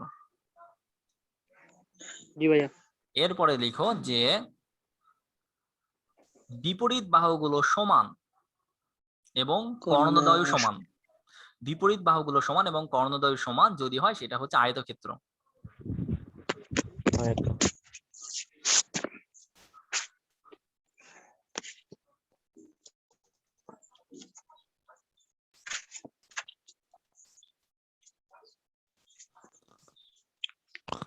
জি ভাইয়া। ঠিক আছে না? জি ভাই। এবার আসো ত্রিভুজ। ত্রিভুজ এগুলো তোমরা জানো, বাট তারপর একটু বলে দিয়ে একবার লিখে রাখো। সেটা হচ্ছে যে সমকোণী, এই তোমার হচ্ছে সমবাহু ত্রিভুজ হলে পারে, সমবাহু ত্রিভুজ হলে পারে সব বাহুগুলো সমান হবে, এটা জানো, এটা তুমি লিখে রাখতে পারো। এটা জানো। আর সমদ্বিবাহু ত্রিভুজ হলে তাহলে সেখানে আমরা বলি যে কোনো দুটি বাহু সমান। সমদ্বিবাহু ত্রিভুজ হলে যে কোনো দুটি বাহু সমান হয়। এরপর আরেকটা জিনিস লিখে রাখো, সমকোণী সমদ্বিবাহু ত্রিভুজ। সমকোণী সমদ্বিবাহু ত্রিভুজ হলে এই টাইপের অঙ্কগুলো তোমাকে করার জন্য কিভাবে করতে হবে সেটা হচ্ছে দুটি বাহু সমান হতে হবে, দুটি বাহু সমান কিনা তোমাকে চেক করতে হবে। আরেকটা যে কাজ করতে হবে, ওই সমকোণ কিনা, ত্রিভুজটা সমকোণ কিনা, এই যে পিথাগোরাসের যে উপপাদ্য আছে এই উপপাদ্যটাকে স্যাটিসফাইড করে কিনা সেটা তোমাকে দেখতে হবে। তুমি অঙ্ক সমাধান দেখলে বুঝতে পারবো, অসুবিধা নেই। হ্যাঁ, আচ্ছা আমি ত্রিভুজেরটা না বলে অঙ্ক দেখলে তুমি বুঝতে পারো, আমি ত্রিভুজেরটা বলছি না। সমকোণেরটা। আচ্ছা সমস্যা নেই, এটা আমার বলা লাগবে না, তুমি অঙ্ক দেখলে বুঝতে পারবা। এখন তোমাদের কাজ হচ্ছে, আমরা যে একটা চ্যাপ্টার মানে একটা চ্যাপ্টারের একটা অংশ আমরা শেষ করেছি, স্থানাঙ্কের মোট তিনটা পার্ট মিলে, তিনটা পার্টের মধ্যে একটা পার্ট আমাদের আজকে শেষ হয়ে গেছে। আমি অঙ্কের পিকচার তোমাদেরকে দিয়ে দেবো, যে কোনো মূল্যে করতে হবে। আগামী শুক্রবার তোমাদের পরীক্ষা হবে, পরীক্ষাটা হবে আমাদের ফিজিক্স যতদূর হয়েছে ততটুকুর উপরে, অঙ্কগুলোর উপরে। হ্যাঁ, আবার হচ্ছে ম্যাথ, এই যে আমরা আজকে যে শীটটা দিব এই শীটের অঙ্কগুলোর উপরে, কিন্তু শীট থেকে কিছু কমন পাবো না, শিওর দিলাম আমি। শীট থেকে কিছু কমন পাবো না, বেসিক থেকে তোমাকে করতে হবে। এরপরে হচ্ছে তোমার কেমিস্ট্রি। কেমিস্ট্রিটার হচ্ছে ওই যে আমি যতটুকু করেছি তার মধ্যে কিছু শর্ট শর্ট প্রশ্ন থাকবে, যেই ক্লাসটা করেছি সেই ক্লাসের উপরে। ইংলিশ হবে না, ইংলিশ হচ্ছে আরেকটু সামনের দিকে করানোর পরে, ইংলিশটা আমি নিব না এখন। আমি ইংলিশের ক্লাসটা যেটা এখনো দেওয়া হয়নি সেটা দিয়ে দেবো। হ্যাঁ, দেওয়ার পরে ইংলিশের আরেকটা ক্লাস হওয়ার পর। হ্যাঁ বলো। হ্যাঁ বলো। এই কেমিস্ট্রির যে ক্লাসটা আপনি নিছিলেন ওটা মনে হয় আপনি গ্রুপে ভিডিওটি দেননি, আমি ওইদিন অ্যাটেন্ড করতে পারছিলাম না। আচ্ছা আচ্ছা, সমস্যা না, আমাকে পার্সোনালি নক করো, আমি আবার দিয়ে দেবো। আচ্ছা ঠিক আছে, আমাকে পার্সোনালি নক করলে আমি আবার দিয়ে দেবো, কোনো অসুবিধা নেই। আর পরীক্ষাটা হবে হচ্ছে তোমাকে অঙ্ক করে পিকচার তুলে আমাকে দিতে হবে। আমি এমসিকিউ টাইপের নিতে চেয়েছিলাম, বাট এই ম্যাথমেটিক্স এইগুলো এমসিকিউ নিলে খুব বেশি ইফেক্টিভ হবে না। পিকচার তুলে দিতে হবে, কিভাবে দিতে হবে আমি বলে দিব, আমি একটা নির্দিষ্ট টাইম বলবো, ওই টাইমের মধ্যে করতে হবে। তুমি যদি বই দেখে করতে চাও পারবা না, অসুবিধা নাই, কারণ আমি যে অঙ্কগুলো দিব এই বাংলাদেশে কোনো বইতে তুমি খুঁজে পাবো না, আবার আমার শীটেও খুঁজে পাবো না। তুমি যদি আমার ক্লাসগুলো যদি বেসিক দিয়ে যদি বুঝে থাকো আর অঙ্কগুলো যদি বেসিক দিয়ে করে থাকো, সূত্র মুখস্থ করে না, বেসিক দিয়ে যদি করে থাকো, তাহলে সবগুলো অ্যান্সার করতে পারবা। আমার প্রশ্নে পরীক্ষা দিলে বুঝতে পারবা। মানে এমন হবে, হ্যাঁ, যে পরীক্ষার সময় পারতেছো না কিন্তু পরীক্ষা হওয়ার পরে দেখবে সব পারছো, কারণ অঙ্কগুলো করার জন্য মাত্র খুবই কম টাইম পাবা। এক একটা অঙ্কের জন্য 2 থেকে 3 মিনিট করে টাইম পাবা তুমি, তার মধ্যে তোমাকে করতে হবে। বেসিক না জানা থাকলে তুমি পারবা না। আর এরকম শর্ট শর্ট করে অঙ্ক না করলে, ওই বিশাল ওই বইতে যেভাবে করা আছে বড় বড় করে করলে সম্ভবই না তোমার পক্ষে অ্যান্সার করা। এনিওয়ে, তো আমাদের হচ্ছে ক্লাস শেষ এখানে। এখন তোমাদের কারো কোনো প্রশ্ন থাকলে আমাকে বলো। কারোর কোনো কথা থাকলে বলো। এগুলো লিখে দিলেন, ওগুলো কি মুখস্থ করবো? না, ওগুলো মুখস্থ করতে বলিনি, ওই শর্ত অনুসারে বেশ কিছু অঙ্ক করতে হবে যেগুলো আমি করাবো না। আমি অঙ্ক দিলেই তুমি বুঝতে পারবা যে ওই শর্তগুলো আমি কেন দিয়েছি। ওটা মুখস্থ করার কোনো বিষয় না। হ্যাঁ, আবারও সে একই ভুল কাজ করেছে। আমাকে অনেকজন পেমেন্ট দিয়েছো, বাট সেই পেমেন্টের নাম বলোনি আমাকে। আমাকে ফোনে অথবা আমাকে একটা এসএমএস করে দিলে হবে, নামগুলো একটু বলে দিবা যে ভাই আমি অমুক জন। যদি সেন্ড মানি করো তাহলে রেফারেন্সের কাছে তোমার নাম লিখে দিও, আর সেন্ড মানি না করলে আমাকে একটু বলে দিবা, হ্যাঁ, যে ভাই আমি অমুক জন, আপনাকে পেমেন্ট করছি। একটু ভালো হবে আর কি আমাকে বললে, নাহলে আমি বুঝতে পারবো না কে দিয়েছে। আর কি সবকিছু মিলে তোমরা কি স্যাটিসফাইড তো ক্লাসের উপরে, যে না আমরা ঠিকভাবে আগাচ্ছি? ভাইয়া অনেক। হ্যাঁ। জি ভাইয়া। স্যাটিসফাইড না এমন কেউ থাকলে আমাকে অবশ্যই বলবো। আমি কখনো এটাকে খারাপ ভাবে নিব না, বা আমি এটাকে মন খারাপও করব না। আমি সবসময় স্টুডেন্টদের সাথে ফ্রি। আমি সবসময় বলি যে আমার যদি কোথাও ভুল ভ্রান্তি হয়, যদি মনে হয় যে না আমি ভুল করতেছি বা আমার ক্লাসগুলো তোমার কাছে একটু বিরক্তিকর লাগছে, আমাকে সরাসরি মুখের উপরে বলবো। আমি আরো বরঞ্চ নিজে থেকে সংশোধনে আমি চেষ্টা করবো আরো ভালো করে নেওয়ার জন্য। এটা আমি আমার নিজের দোষ হিসেবে নেব, ঠিক আছে? যদি এরকম কিছু হয় আমাকে অবশ্যই বলবা, এটা নিজের মধ্যে রাখবা না। যদি সবার সামনে না বলতে পারে পার্সোনালি বলবা, আর সবার সামনে বললে আমি কিছু মনে করবো না। এনিওয়ে, আর কারো কোনো কথা আছে? আচ্ছা ভাইয়া, কালকে কি ত্রিকোণমিতি করাবেন, মানে ভিডিও দিবেন আর কি? হ্যাঁ, ত্রিকোণমিতি অবশ্যই করতে হবে। আমি ত্রিকোণমিতি ভিডিও দিব তোমাদের। পারবা? মানে জ্যামিতির জন্য খুব বেসিক দরকার, বাট ত্রিকোণমিতির জন্য বেসিক লাগে না। আর আমি ক্লাস স্লাইডগুলো মানে যে ক্লাসটা নিবেন ওইটা স্লাইড যদি দিতেন তাহলে আগে হ্যাঁ, দিলে আচ্ছা বিষয়টা ভালো হয়। আচ্ছা ঠিক আছে, আমি স্লাইড দিয়ে দেবো, সমস্যা নাই। বাট মানে ত্রিকোণমিতির জন্য কোনো টেনশন নাই, মানে জাস্ট সূত্র ফেললে অঙ্ক শেষ। আর ত্রিকোণমিতির জন্য বেশি বেসিক লাগে না। হ্যাঁ, এই জন্য আমি ত্রিকোণমিতি এইভাবে লাইভে নিতে চাচ্ছি না। নিতে গেলে সময় নষ্ট হবে, তোমাদেরই সময় নষ্ট হবে। আমি চাচ্ছি আর কি এই অল্প সময়ের মধ্যে তোমাদের যতদূর শেষ করানো যায়। তোমরা আমি দেখবো তোমরা প্রেশার কত নিতে পারো। যতদিন না বলবা আমি কিন্তু সামনে আস্তে আস্তে কিন্তু তোমাদের প্রেশার বাড়াতে থাকবো। হ্যাঁ, দেখবা ভাই আস্তে কয়টা আস্তে। ক্লাস লাগবে ত্রিকোণমিতি শেষ করতে? এটা আসলে আমি আমি বলতে পারবো না। যে কটা লাগে সে কটা নিতে হবে, এটা আসলে বলা সম্ভব না।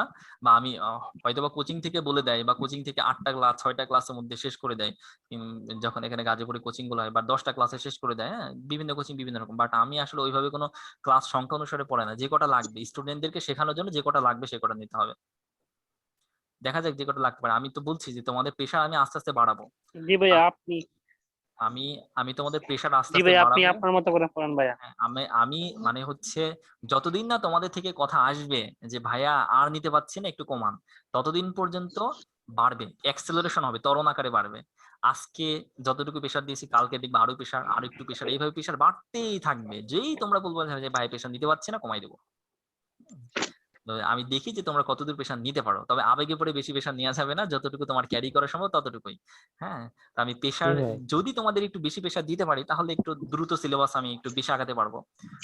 আমাকে গতদিনকে একজন প্রশ্ন করেছিল, আর সেই প্রশ্ন উত্তর দিতে যে মিটিং শেষ হয়ে গেছে, সেটা হচ্ছে যে ভাইয়া আমাদের যাওয়ার আগে কি সব সিলেবাস শেষ হবে? জীবনও সম্ভব না। সর্বোচ্চ ম্যাক্সিমাম হ্যাঁ অর্ধেকের কাছাকাছি যাওয়া সম্ভব। সিলেবাস সম্পূর্ণ শেষ করা কোনোদিনই সম্ভব না। যদি অনেক কিছু ভাই। হ্যাঁ, যদি ভাইয়া যারা ভাইয়া সেমিস্টার আছে তাদের কি আছে? যদি পদার্থের ভৌত পাঠটা লেভেল ভৌত পাঠ পার হয়ে যাবে, সমস্যা নাই। হ্যাঁ, আমি তোমাদের করে দেবো, বুঝে বুঝে সবকিছু করবা। তবে একটা জিনিসে যে সমস্যা পড়ে যাবা, হ্যাঁ, এটা অবশ্য তোমরা কিন্তু আমার চালাক হিসেবে নিও না। হ্যাঁ, সেটা হচ্ছে যে আমি যদি চালাকির জন্য বলছি না, এই যে সবকিছু যখন আমার এখানে যখন শেষ করে যাবে। আচ্ছা, এইগুলো যেহেতু আমাদের অপ্রয়োজনীয় কথা হচ্ছে, আমি একটু রেকর্ডিংটা একটু অফ করে দিই। হ্যাঁ, স্লাইড থেকে বেরিয়ে যাই। সেটা হচ্ছে যে রেকর্ডিং কি অফ হয়েছে? দেখো তো। না ভাই হয়নি। অফ হয়নি তাই না?